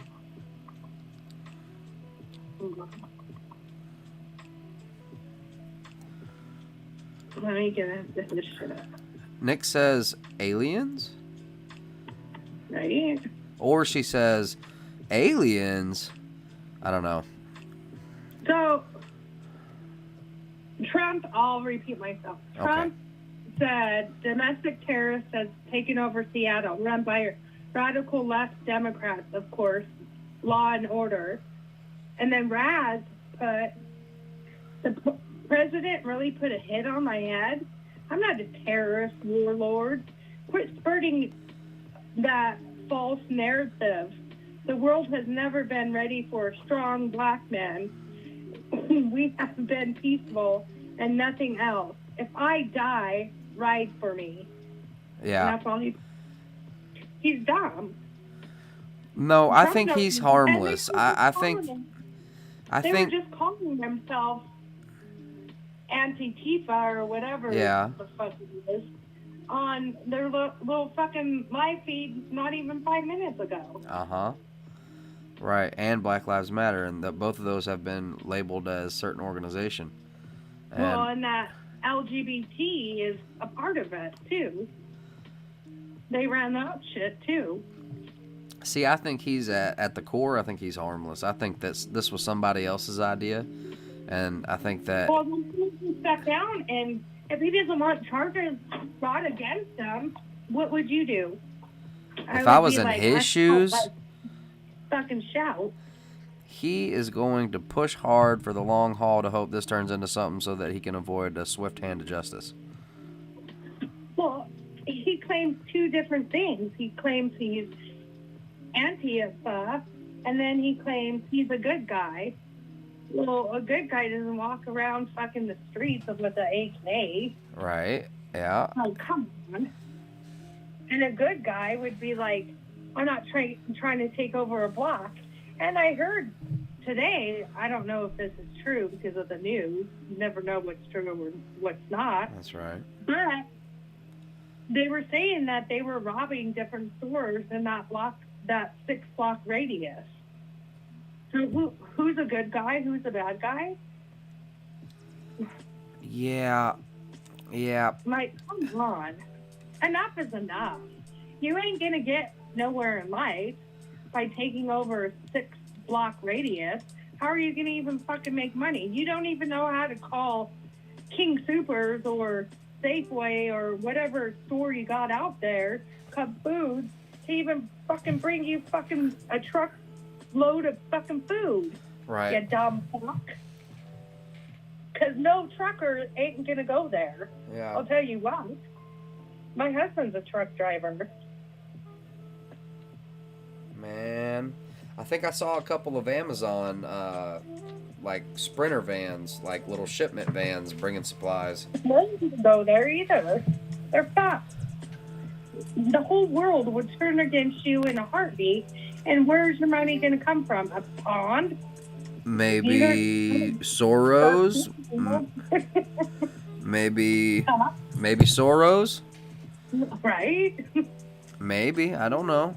You know, I keep my mind open. Digging for gold in their streets or some shit, because they ain't going to find shit around there. Yeah, no, not much more than what would be in a register. I know, exactly. What, $20, $50 people hold nowadays because of robberies and X, Y, and Z? Like, come on. Well, they certainly are. They don't think about shit. How is your water supply going to go if the water company cuts off that block? How is the electric...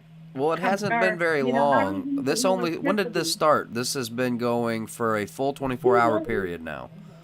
Yeah, not like 48. Okay. But So, 48 was one. I mean, you know, if you didn't pay your bill, are they going to cut it off the very day you don't pay your bill for the water department? I mean, I don't know, maybe, but...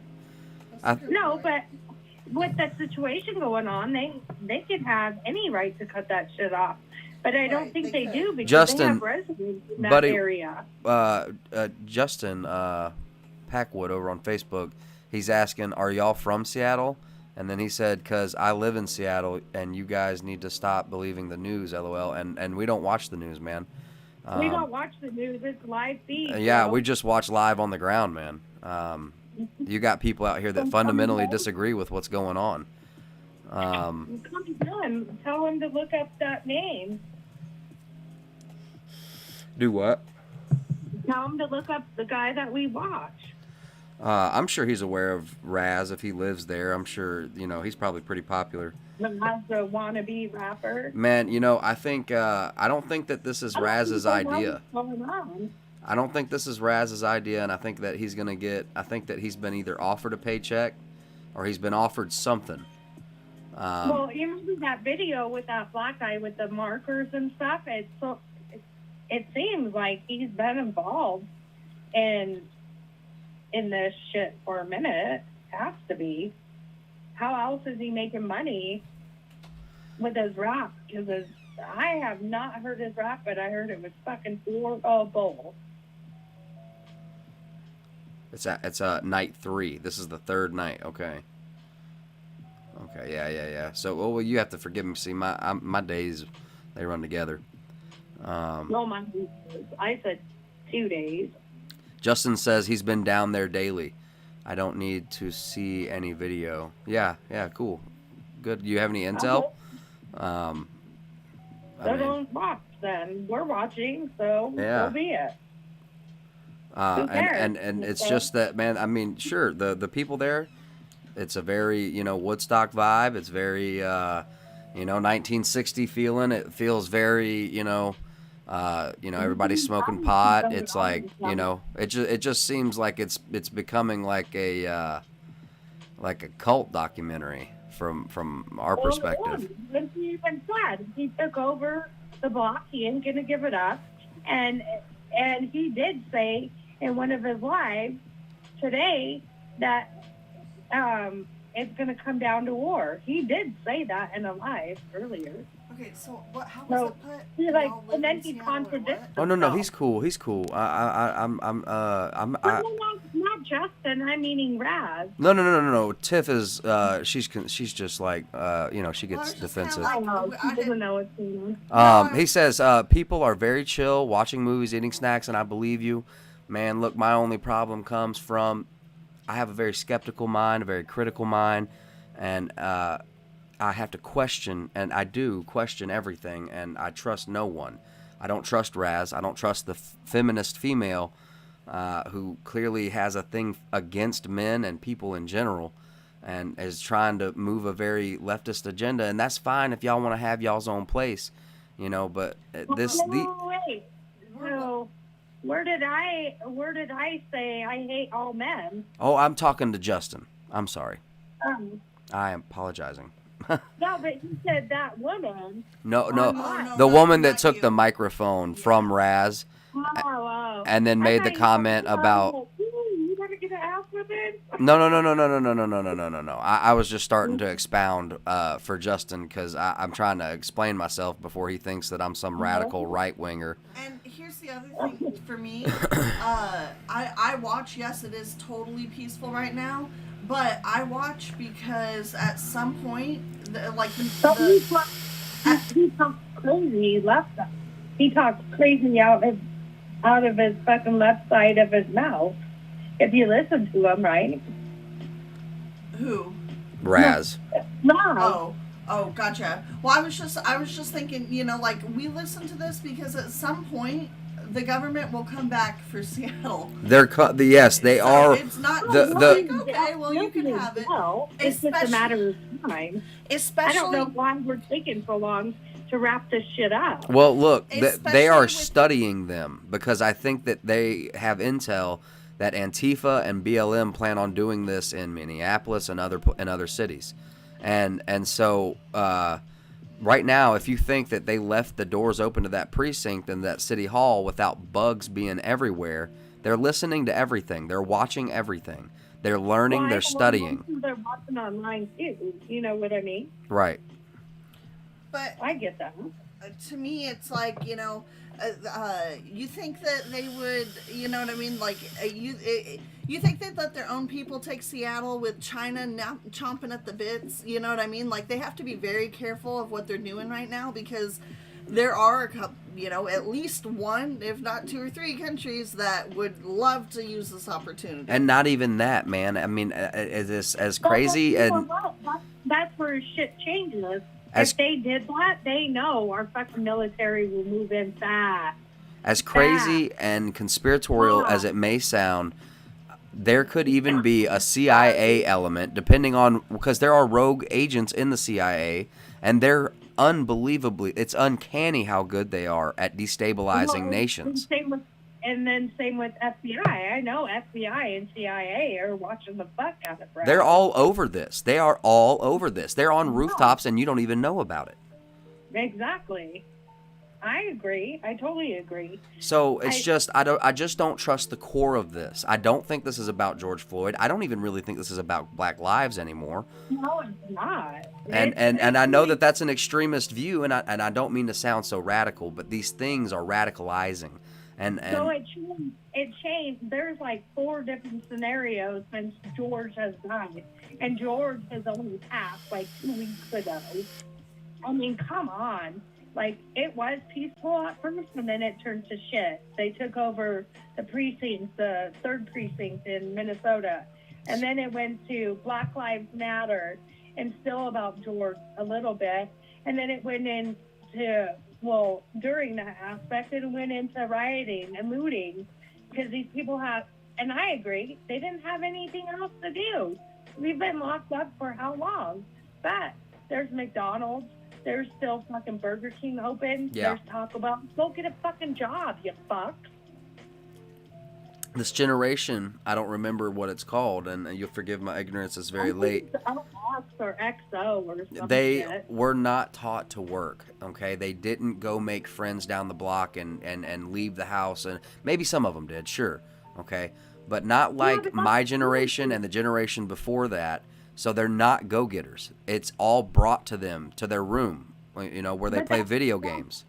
That's parenting. That's where... And that's the problem. The last generation, no offense to my sister's generation, they did not parent. They didn't. I remember, I'm 45, but I remember being 16, probably like, well, maybe 7 when the first Atari came out. Our moms used to monitor us and be like, you can only get an hour on Atari. And then fucking Nintendo came out. Yeah. You can only get a couple hours on Nintendo. You guys have to go play outside. We were always outside playing.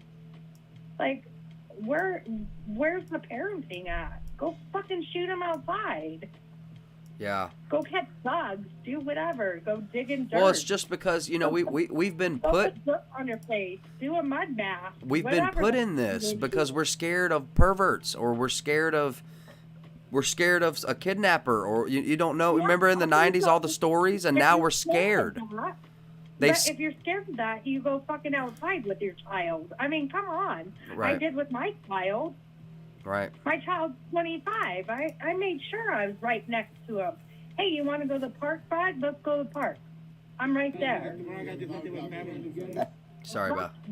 Bad parenting if you don't want to take your kid to a park and not watch them. Yeah.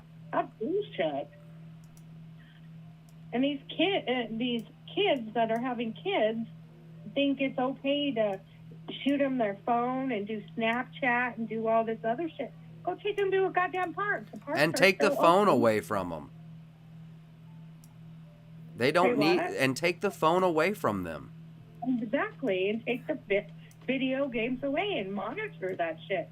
We were monitored as kids. I know I was. I've been teaching my son archery, shooting BB guns, slingshot, how to make a fire, how to whittle. He started carrying his own little bitty pocket knife.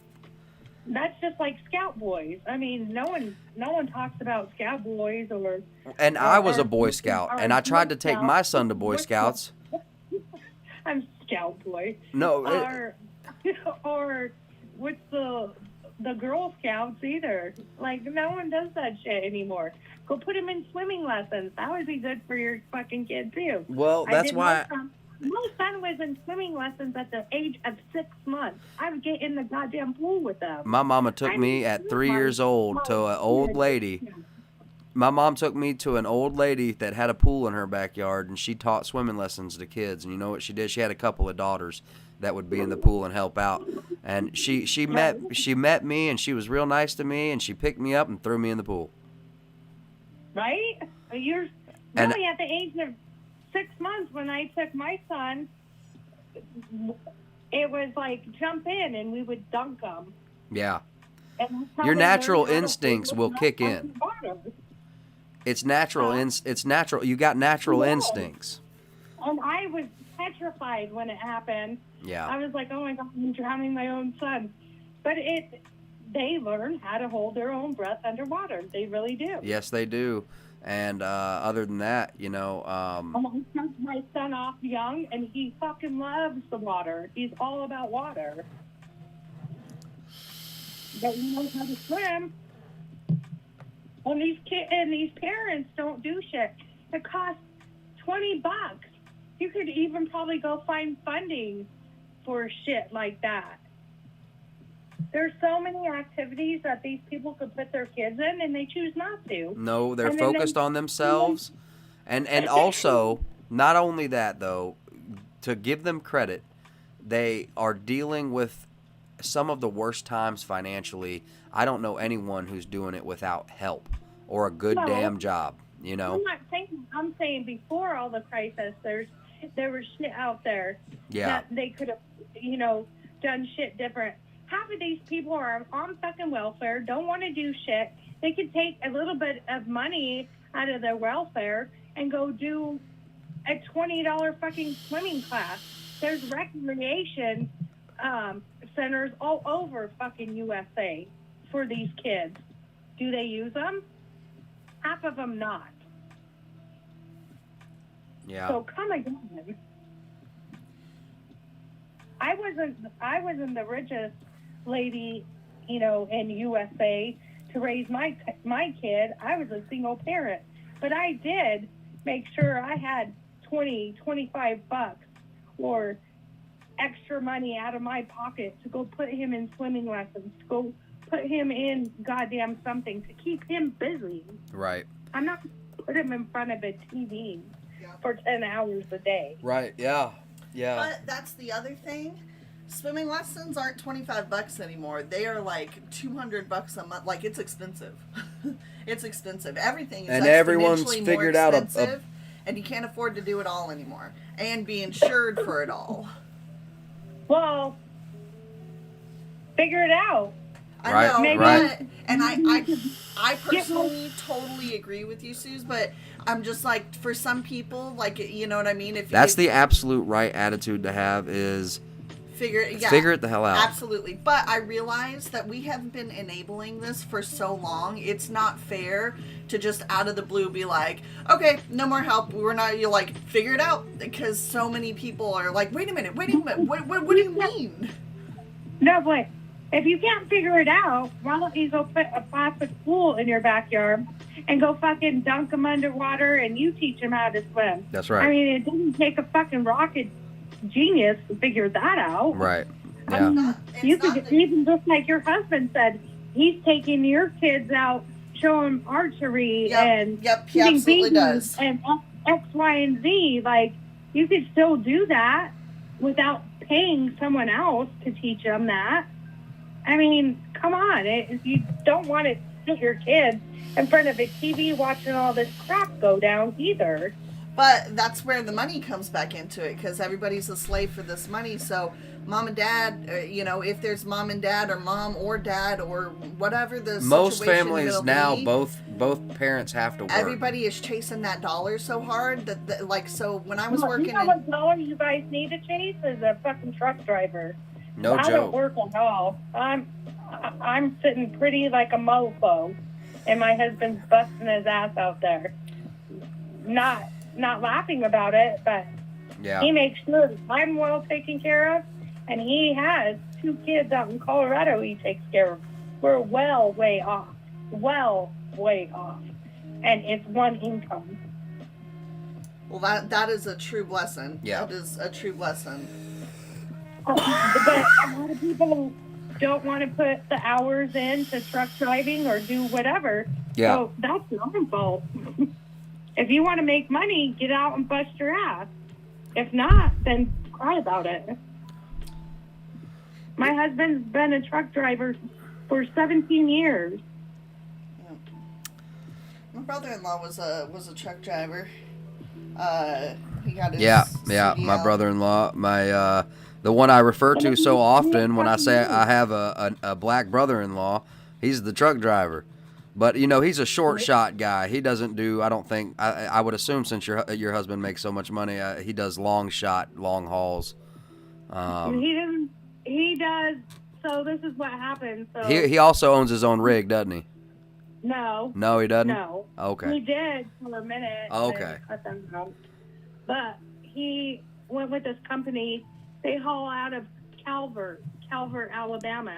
Calvert, Alabama is a steel mill because of Trump. Trump Brought the steel all that shit back. Yeah. So they shoot him wherever, and they bring him right back to Calvert. Well, we chose a place close to Calvert, so that's why we're down south in Alabama. So then he comes home for the weekend, and they shoot him wherever. Hey, Comes man, home. people make jokes. Alabama, Mobile especially, is a freaking industrial hub. I'm talking about massive ships, military contracts, the works. Yeah. Steel, everybody. You got too, like all on the coast, New Jersey, Mobile, Houston, are running all those Cassidys. Cassidys are like the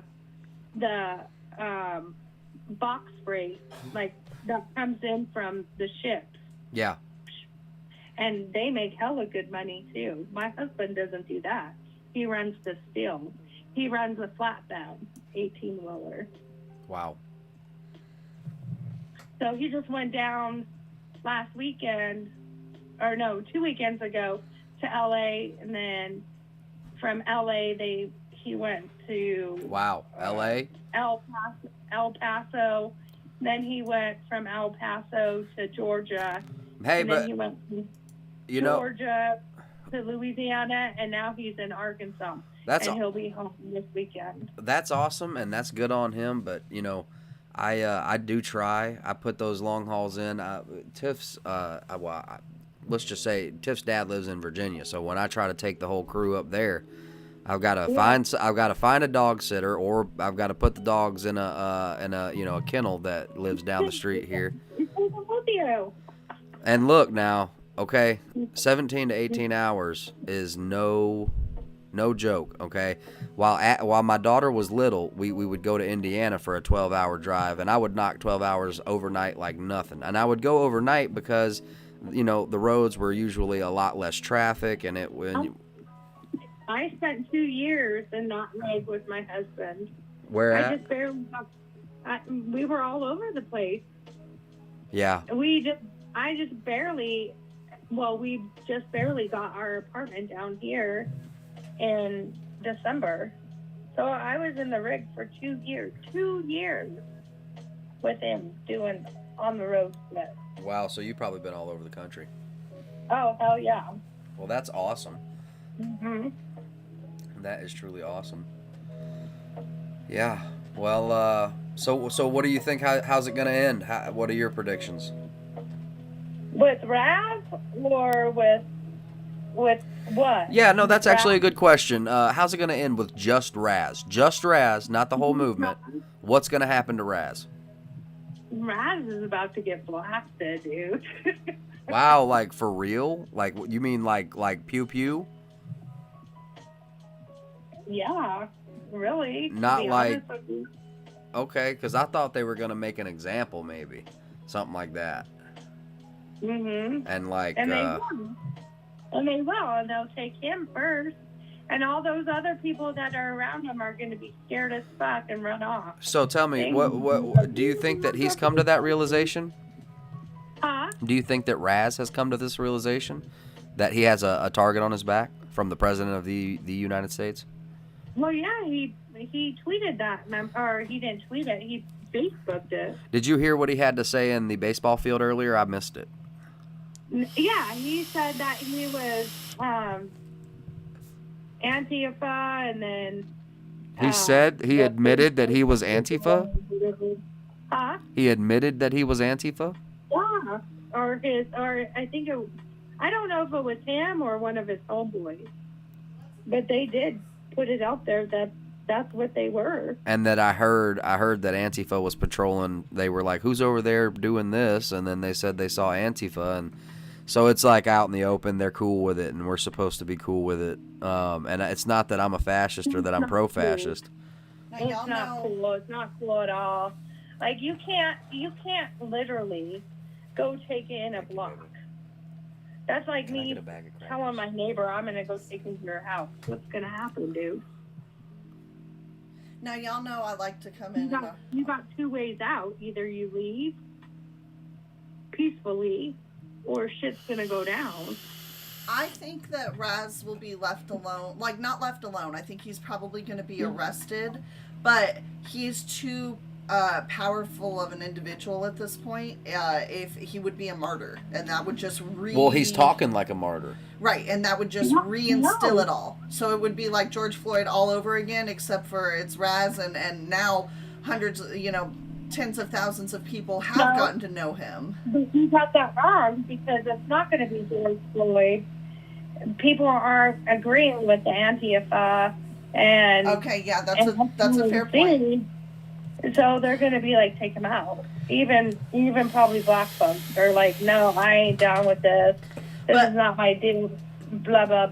Take them out. Not a blanket statement, though. Like, the people that are out there are not going to be the ones that are like, take them out. And the people that are out there. Not the ones out there. I'm saying, like, are, FBI, CIA, X, Y, and Z. Right. But what I'm saying is. Moving in. Right.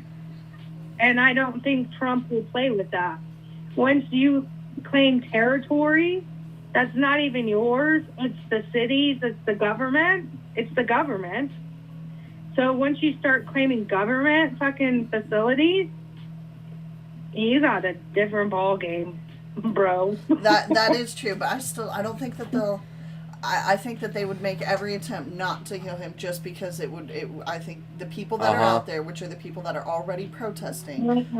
I disagree with that. Lavoy Finicum. That's totally fine, because I didn't agree Lavoy with Finicum. Right. Lavoy Finicum was headed to a local sheriff's office to meet with a sheriff that was an oath keeper, that was there to protect the Constitution, and that sheriff was going to provide shelter. He was hit with a rubber bullet in the chest, and then he clasped at it, and then they used live ammunition, thinking he was going for a weapon, right? No, he went for his weapon, and they shot him down. Oh. Yeah. I thought that. There were no rubber bullets out there. Those were FBI agents that had a staged ambush. And they charged at the ambush, and they shot at the truck. They went off the road. He got out of the truck, and there were immediately 4 agents all around him, and they shot him down. Because his daughter was with him. And that's going to happen to Raz. That's exactly what's going to happen.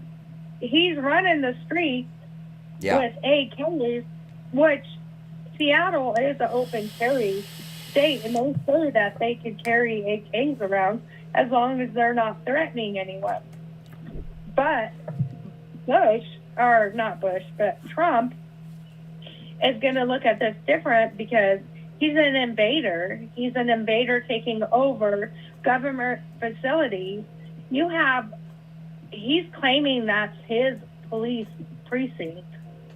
So there's a different ball game into this bit. Liz over on Facebook asks, what do you think of the councilwoman that let them into City Hall? The woman in red, the Indian country woman, that I don't mean to sound insensitive. I don't know. What did she say? What did she do? I think that she's the infiltration. I think that her and that Sarah other girl, that feminist Sarah girl, is what's going to ruin this for whoever thinks that this is altruistic and good. Well, all of them will be taken down. I mean, all of their faces are all over Facebook, video. I mean, we got our CIA and FBI. I mean, they're fucking doomed. Like, come on. Yeah, you're not kidding. This could be taken out very quickly, very quietly. I think it will be. I don't know if it's going to go down quietly. Well, they may not. They may want the world to see it, but I think they're going to want the world to see it to be like, this is what happens. Antifa, you can't do this anymore. You can't fuck with the United States. We let you play a little game at first, and I think they're trying to avoid the bloodshed. Right now, I think Trump is. I think our military is, because how bad is that for us to send in our own military to kill our own civilians? Yeah. But it needs to happen. But I think it needs to happen. Like, to be real, I mean, how else are you going to end it? Unless they're waiting for them to get bored. I don't think they're going to get bored for a minute until they're out of food and shit. It would be as easy as shutting down supply lines. Supplies have to come in from outside. And without larger forces and better logistical tactics, they wouldn't be able to defend the food that is coming in there. There is food coming in there. But those suckers are going to stop sending them food in there, period. They're going to have, the resources are going to start to dwindle. We all know that. At least I see it. The plan is on taking out everyone inside the area. They are considered terrorists. Well, exactly. All of them are. Yeah. Anyone on that street corner is a terrorist. Anyone running those streets right now is a terrorist to the United States. You know? Yeah. How do you think it's going to end? Do you think they're going to take him out like I said, or no? Well, if I can be funny, he might commit suicide in prison. You mean that he'll get locked up and then commit suicide? No, that was. It's humorous. It's humorous. It's just that Oh, thank you, Scott. What? He said he likes the merch. It's humorous, but at the same time, to avoid it being the government or Trump that kills him, maybe it is still the government or Trump that kills him, but it may be somehow accidentally inside of a jail cell. But I'm mostly joking, and it's very late. So I do have a thing to put out there because this is what I believe in.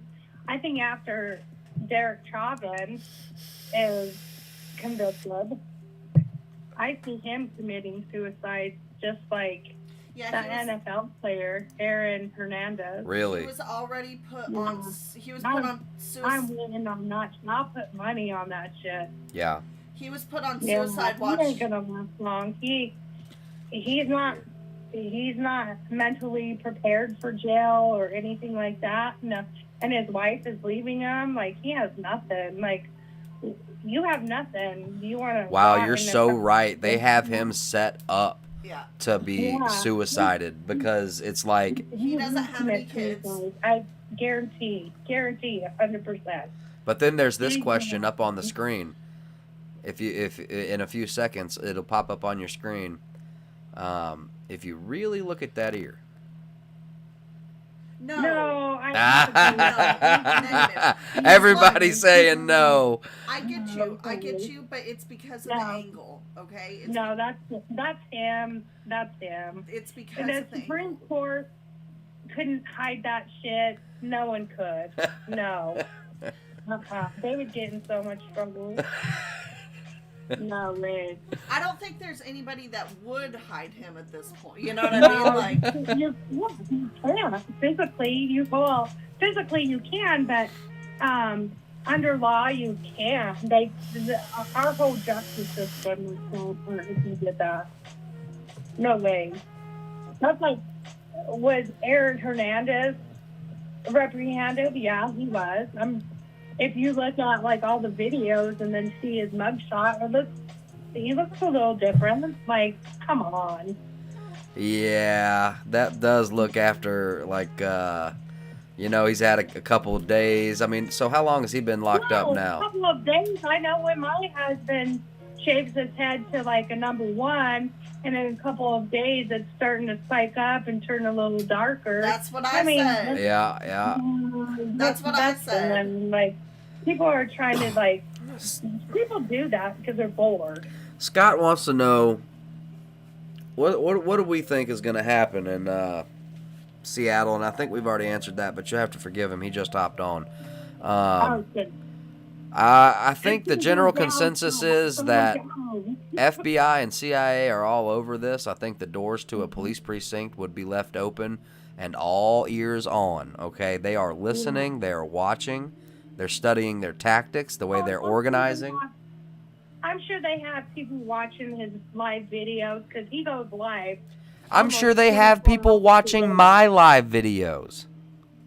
Well, probably, but you're not doing anything wrong. You're just feeding what they're feeding. Right. So you're not doing anything wrong at all, Landon. You're just putting it out there for other people to see. That's it. They could go hop in on your shit, but you're not liable to no means. You know? Yeah. And then I tell you another thing. With Trump's tweet, Trump isn't calling Raz out. like per se. He's just saying, Seattle, you better buckle up, Buttercup, because if you ain't, I'm gonna stomp in there. Well, hold on And now, Nick. You have a right to stomp in there. Nick over on Facebook says, so Seattle is probably the worst spot right now. And my answer would be no. I think if you were there right now, it's like a hippy-dippy Woodstock party with marijuana cookies, and because that's what I think that... It is the worst spot because you still have Lacey Lacey in Portland, you know, taunting their police in front of their jail and shit. Mm-hmm. That shit, a little fence down. It was just a little one. But no one wants to step over that fence. I wonder why. And then they're gonna get you're fucking fresh meat. They know they're gonna get caught with some rubber bullets. I know they'll be caught with more if they stomp over that fence. And nobody said anything about not using rubber bullets now. And if you think that they're not stepping up their game, okay, they came at you with first round law enforcement. They didn't come at you with the hard stuff. That's not even that's not even the hard riot gear, in my opinion. That the stuff, I mean, the stuff that they might have access to, especially if Trump reinforces law enforcement to go in and handle problems with, like, I don't know, I'm gonna say something you may not know what it is, and that's fine. There's a shotgun out there. It's a military shotgun. It's called a KA-12. And if you know better than me, you can correct me. It's fully automatic, which means one pull of the trigger, it goes boom, boom, boom, boom, boom. Yeah. And it can shoot rubber bullets just as well. Now, let's say that was allowed.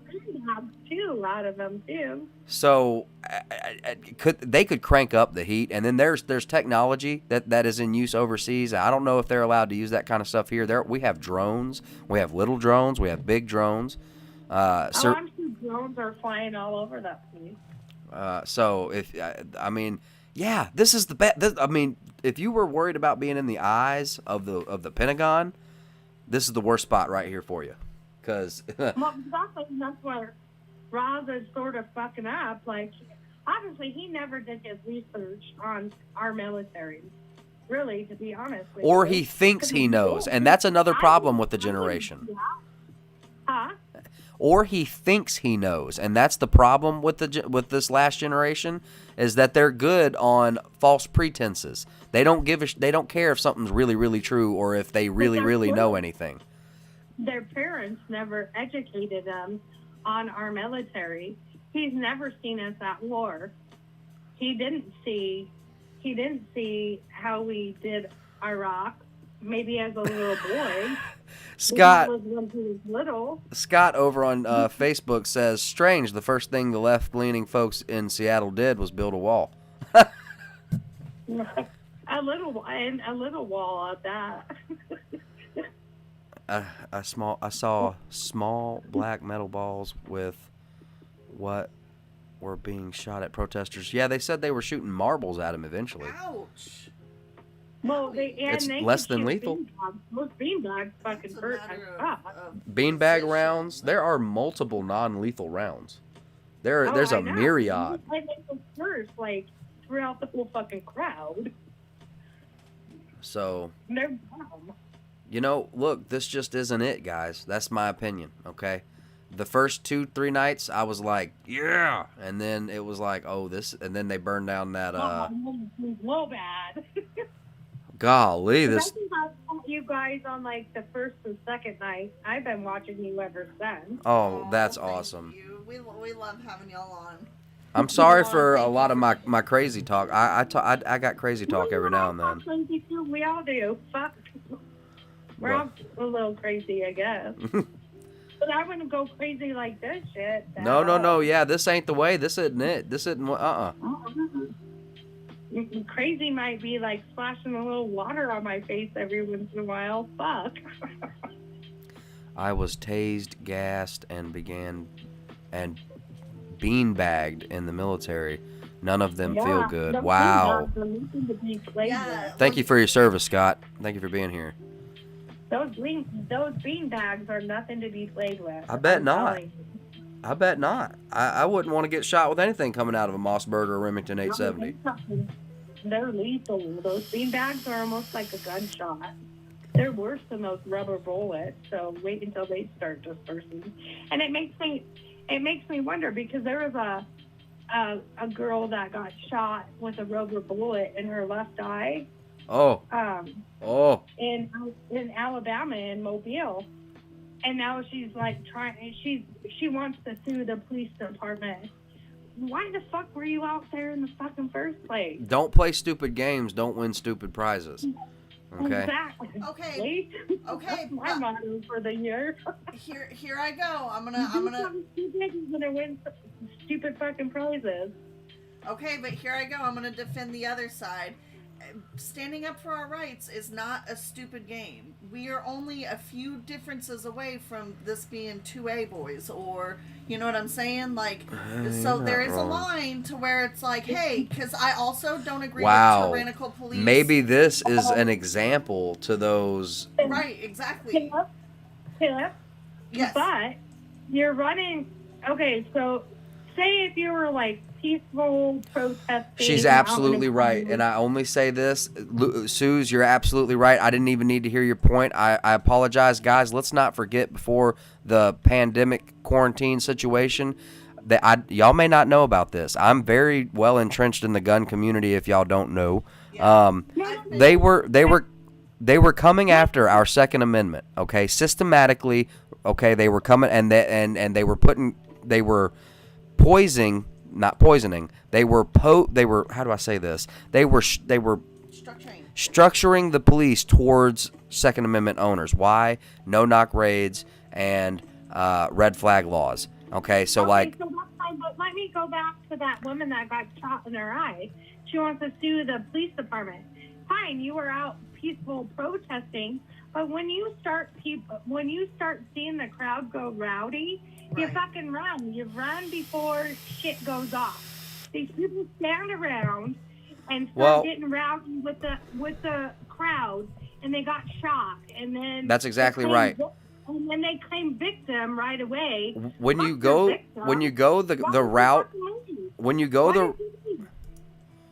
the route of craziness and not rioting necessarily, but you start running around in chaos.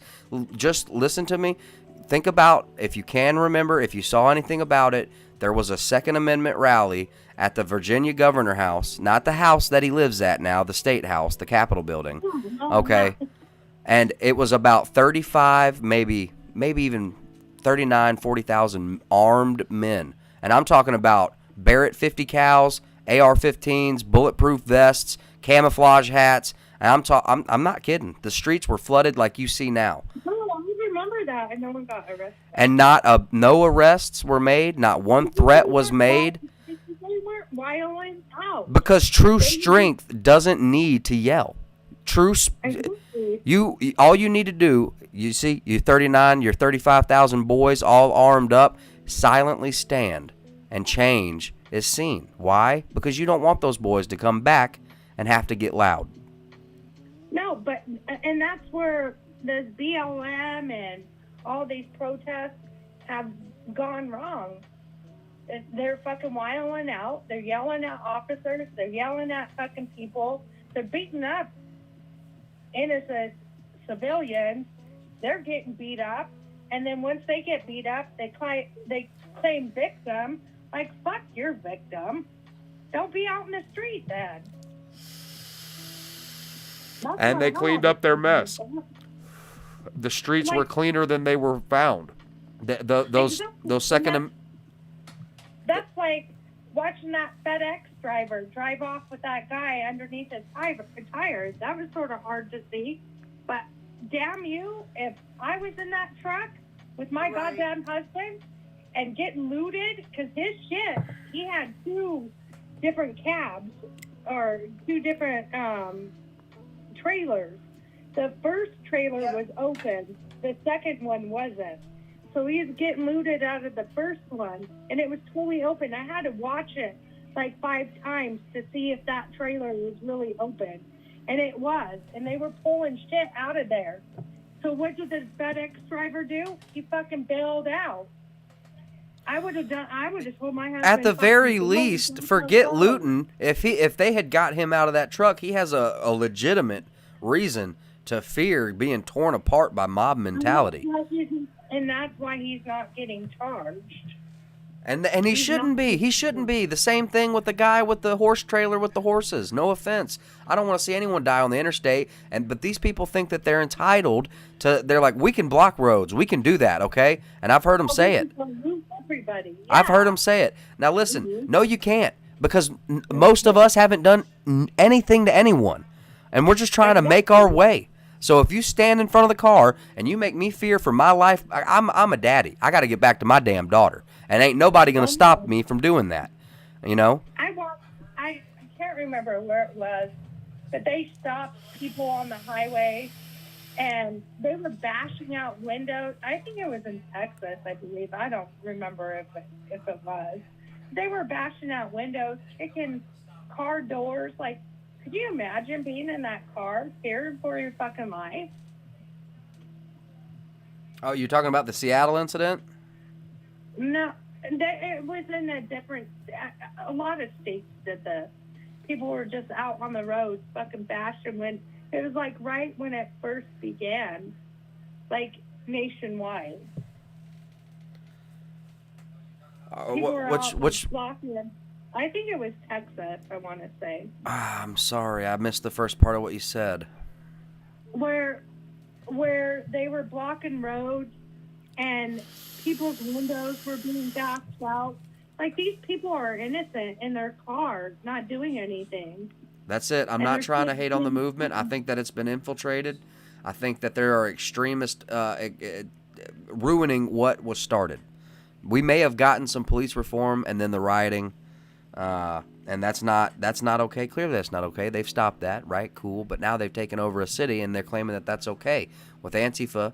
And unfortunately, you know, look, I don't want to call nobody a terrorist because I would hate for my terrorists,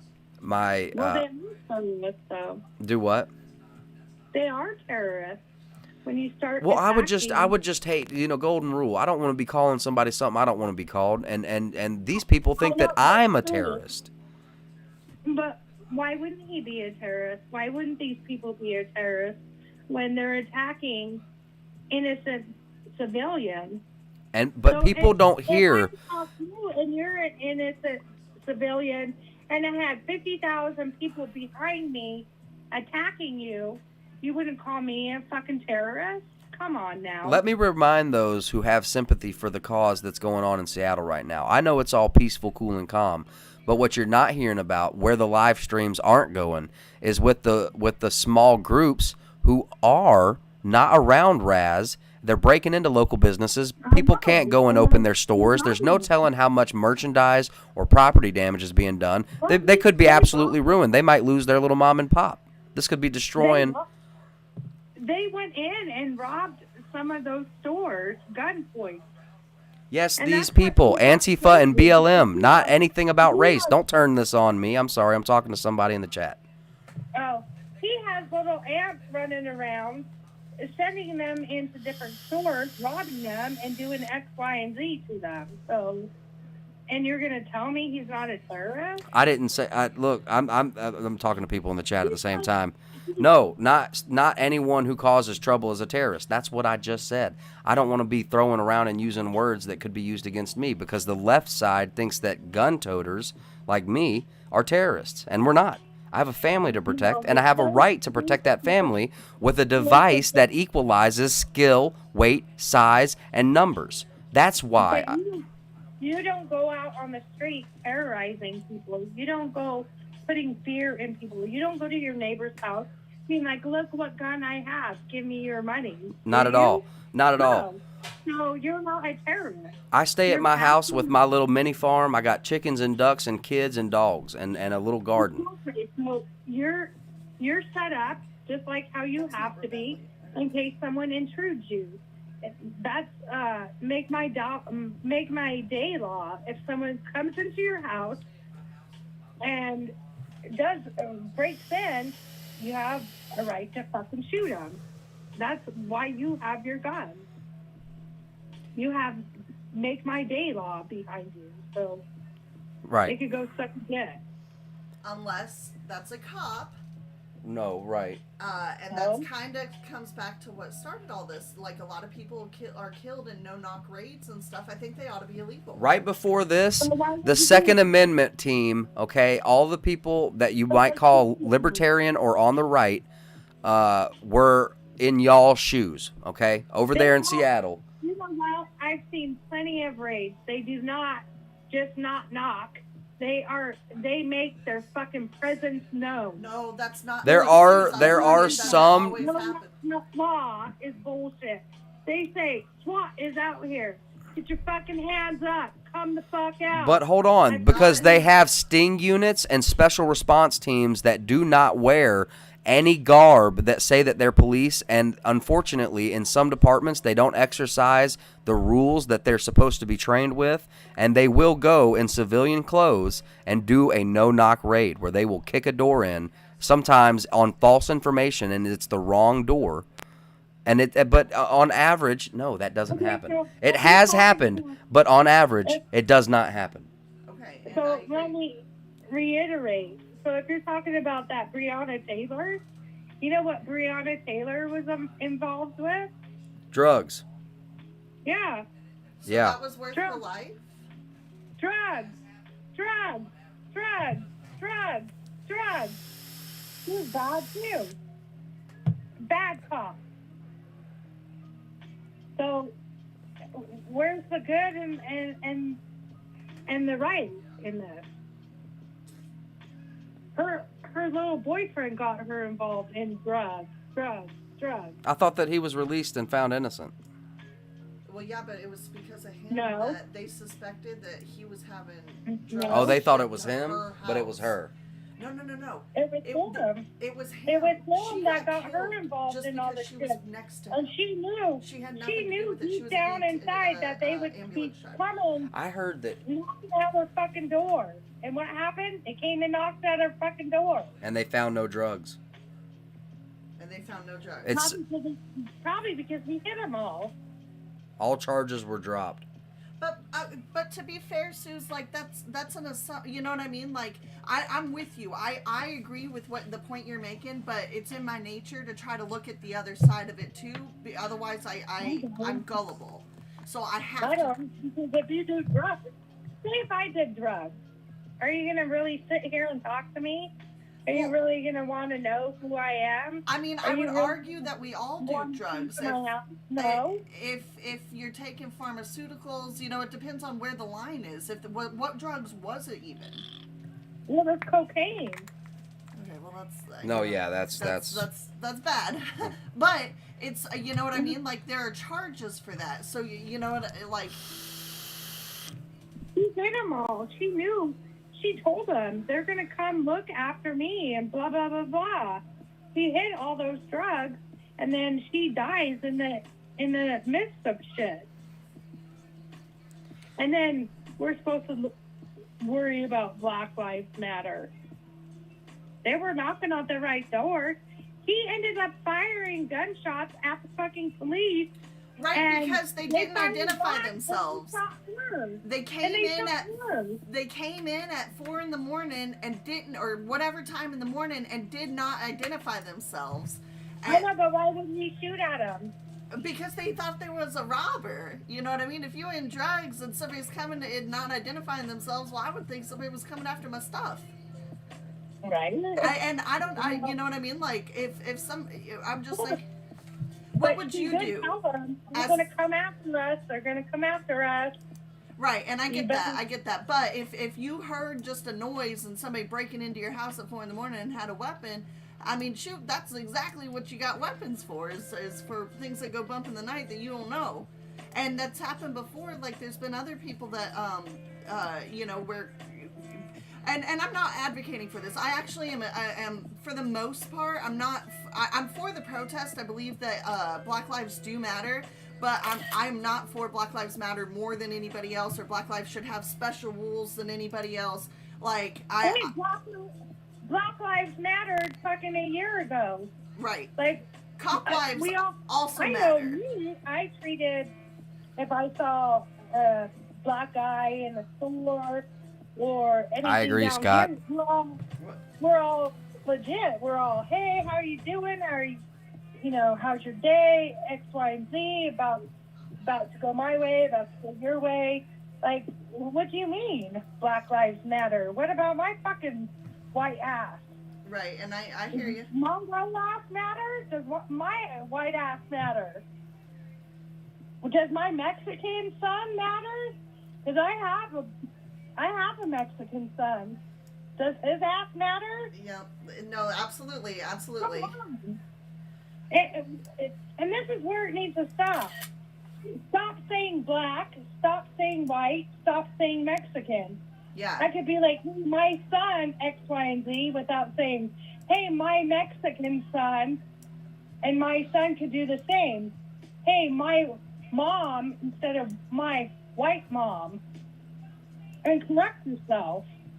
But I will, yeah, that is a good point, because I'm thinking about it, and it's like, this slogan. You on racism is take out the white, black, Mexican, Asian, everything.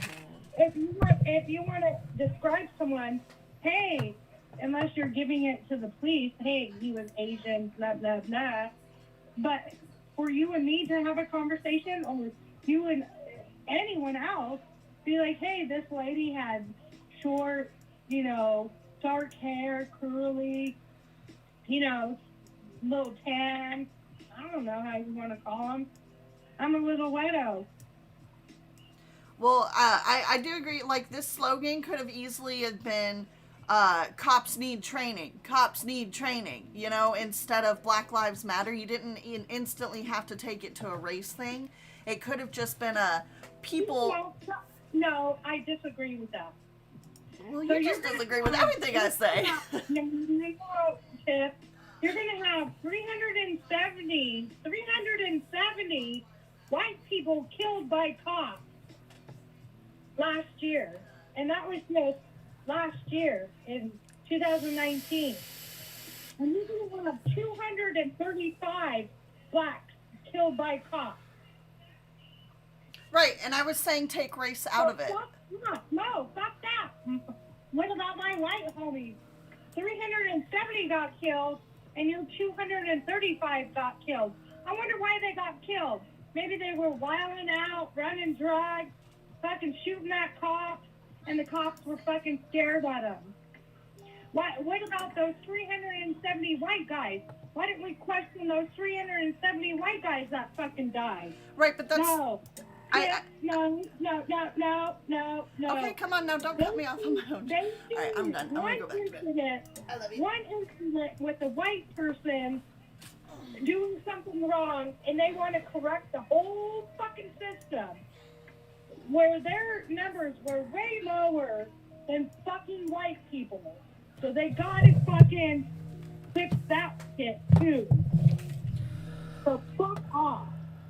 Well, Suze, I'm going to go ahead and start winding the show down. I appreciate your call. I hope you call in again. I hope you can have a good night. I hope that you're not too upset. But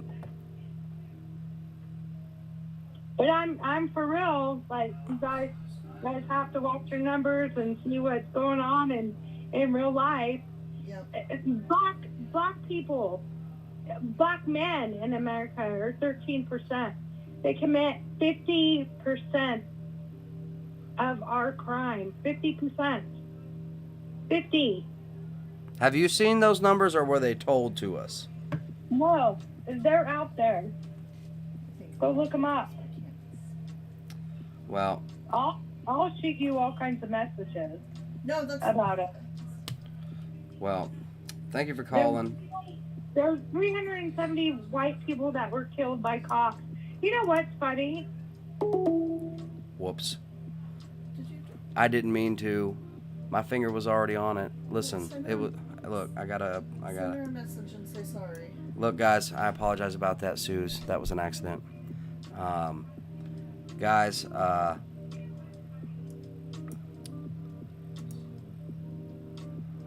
It was the button. I see. You know how you can like have a button pressed on a mouse, Oh, yeah. and then my finger, I lifted up, and it hung up. Because you were ready to say bye. I was already trying to say bye. It was an accident. All right, guys. I hope.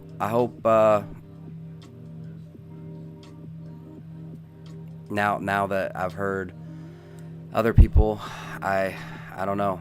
My opinion wavers, which is why I ask you guys to take what I have to say with a grain of salt. Because now that I've heard that opinion, I'm kind of the mindset that at the very least, I hope that this ends peacefully. No, I don't want this to be some, forgive me for saying it, but infiltrated by like some new world order or some ish, where they want some kind of socialistic, communistic society. I'm good. I don't want none of that, man. But at the same time, some change was needed.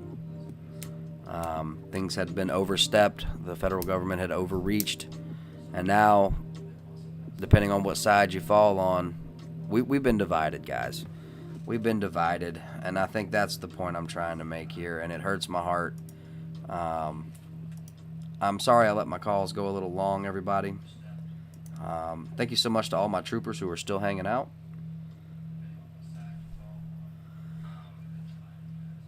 F for Landon and Tiff.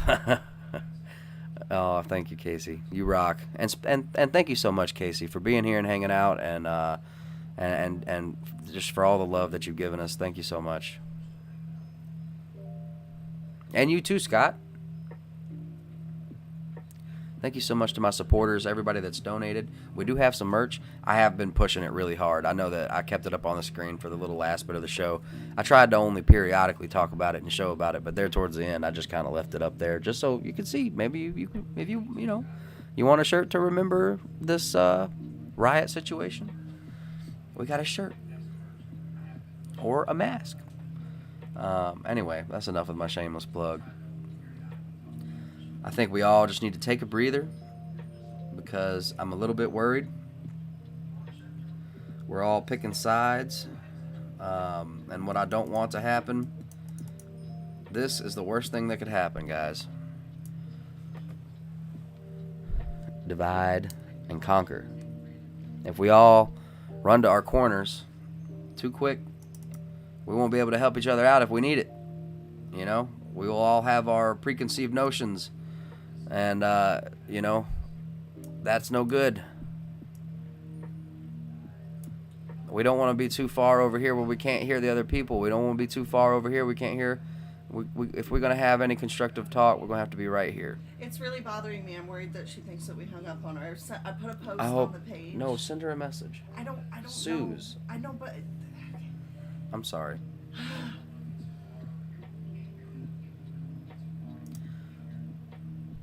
I put a post on the page and said sorry, but I can't. It's not letting me Oh, tag her. Casey, that's awesome. Thank you so much for ordering a mask. Oh, man, I can't wait for mine to get here. I got to order one, too. I'm definitely going to be rocking the heck out of my merch.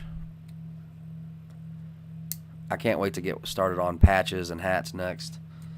And we got a couple of different shirts that we're working on, too. But we're going to get through this round first, and then we're going to work on our other shirts. The reform that Trump did isn't working in black neighborhood because they're run by Democrats. Oh. And the money is being stolen before people can get it. Just want you to know, Scott, man, I have agreed with everything I've been seeing you say in chat, man. Sue, send me I'm so sorry. Nick says, don't worry, Tiff. It's bothering me. I don't want her to think that we hung up. It truly was an accident. I had my finger pressed on the hang up button on the mouse. And then I lifted it, and it hung up on her. I was trying to walk off the conversation. And now I'm trying to find Sue's. We'll apologize. I hope she didn't take it personal. We're all a little heated, depending on where you're at with this. Oh man, it's been a long night. Another long night. Sun coming up here. It's sunrise here where I'm at, and it's about 5:30 in the a.m. Central Standard Time. Southern Louisiana. I want to send out my love to you guys. If you can, I'm going to beg you, please, please, please, smash the share button. Please, please, just for me. If you don't want to keep it up, that's totally fine. If you don't want to keep it up, you can take it down later. Gotta bounce. Aloha, dude, my man. Dude, hang 10. Have a good time, brother. Man, get me some pictures of the ocean, please. I want to see that beautiful Hawaiian landscape, please. If you guys could smash that share, please. You can delete it later if you don't want to keep it up. It really helps the channel out. Smash the like button if you can. If you're not subscribed and you'd like to be, I understand. Some of the viewers are a little heated. Oh my gosh, already? Yeah, it's been all night already. It's been all night already. Nick, I think you're a little bit further west than us, so it might not be as late. It's probably like 3 or something where you're at. I'm sorry about that. Yeah, Thorne. I've agreed with everything you've said too, brother. That Archbishop thing. Yeah. But thank you so much, everybody. We're going to be lifting up everybody in chat in prayer and praying for all of our subscribers and all of our supporters. Thank you so much, everybody. And with that being said, this has been Unspecified. Thank you so much for being with us for another night of nationwide coverage, live coverage of the demonstrations protesting police brutality at this point, because it's not really about George Floyd anymore, in my opinion. But it might be, at least in Minneapolis. I'm a law-abiding citizen that has been through so much disrespect with cops and people, and I won't let it divide me or give me an ugly heart towards any person. God bless you, Will.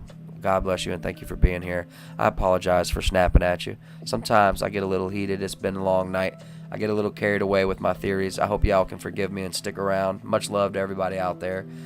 Shout out to everybody who's checking us out from overseas, maybe across the Pacific or across the Atlantic, maybe up in Canada. I appreciate each and every one of you for being here. Voodoo, if you can hear me, brother, I love you. Thank you for being here. Guys, I'm going to go ahead and call it a night. I hope you guys are comfy, cozy. You got a good place to chill. I hope you got something good to watch after this. I hope you stay safe, stay vigilant, keep your head on a swivel. You know, these days we're getting closer and closer to who knows what. Might be aliens next. I don't know. I'm not here to fight or to argue. Well, man, you are welcome. I hope you hit that like and hit that follow, man, and stick around. We got Riot Buddies. That's a Facebook group. If you want to get connected with the community. Francis, my man, good night. Jeff, my man, good night. Will, thank you for being here, my man. We got a lot of good people here. We got a lot of opinionated people here. A lot of people from both sides. Clearly, one side is more heated than the other at this moment. But, night, Gary. Oh, man. Y'all hold it down out there. Keep your heads on a swivel, especially if it's not as late for y'all right now. Or even if it is. I mean, I know the sun's coming up over on the East Coast already. New York, sun's probably already up. Sun comes up early in New York. Well, it depends on how far north or south. Good night to all of you guys, and thank you so much for being here. Good night, Casey. Thank you so much, everybody. See you tomorrow. I'll see you guys tomorrow between 4 or 5 o'clock Central Standard Time. We're going to be here at the same place, same channel, broadcasting live. We're going to be keeping an eye on things like Seattle and D.C., New York, California, other stuff like that. Any other little stuff we can find. I got a lot of good people that share the links. They share the love. And I appreciate each and every one of you guys for being here. It's truly an honor to be here. I do like to speak truth. Sometimes I get a little carried away with my theories. And take everything I say with a grain of salt. Don't hate me. If I'm in a bad mood and thinking the wrong way, what's the saying, Kanye song? Just hold on to your brother when his faith lost. Don't let go just because I'm mad. Thank you guys for being here.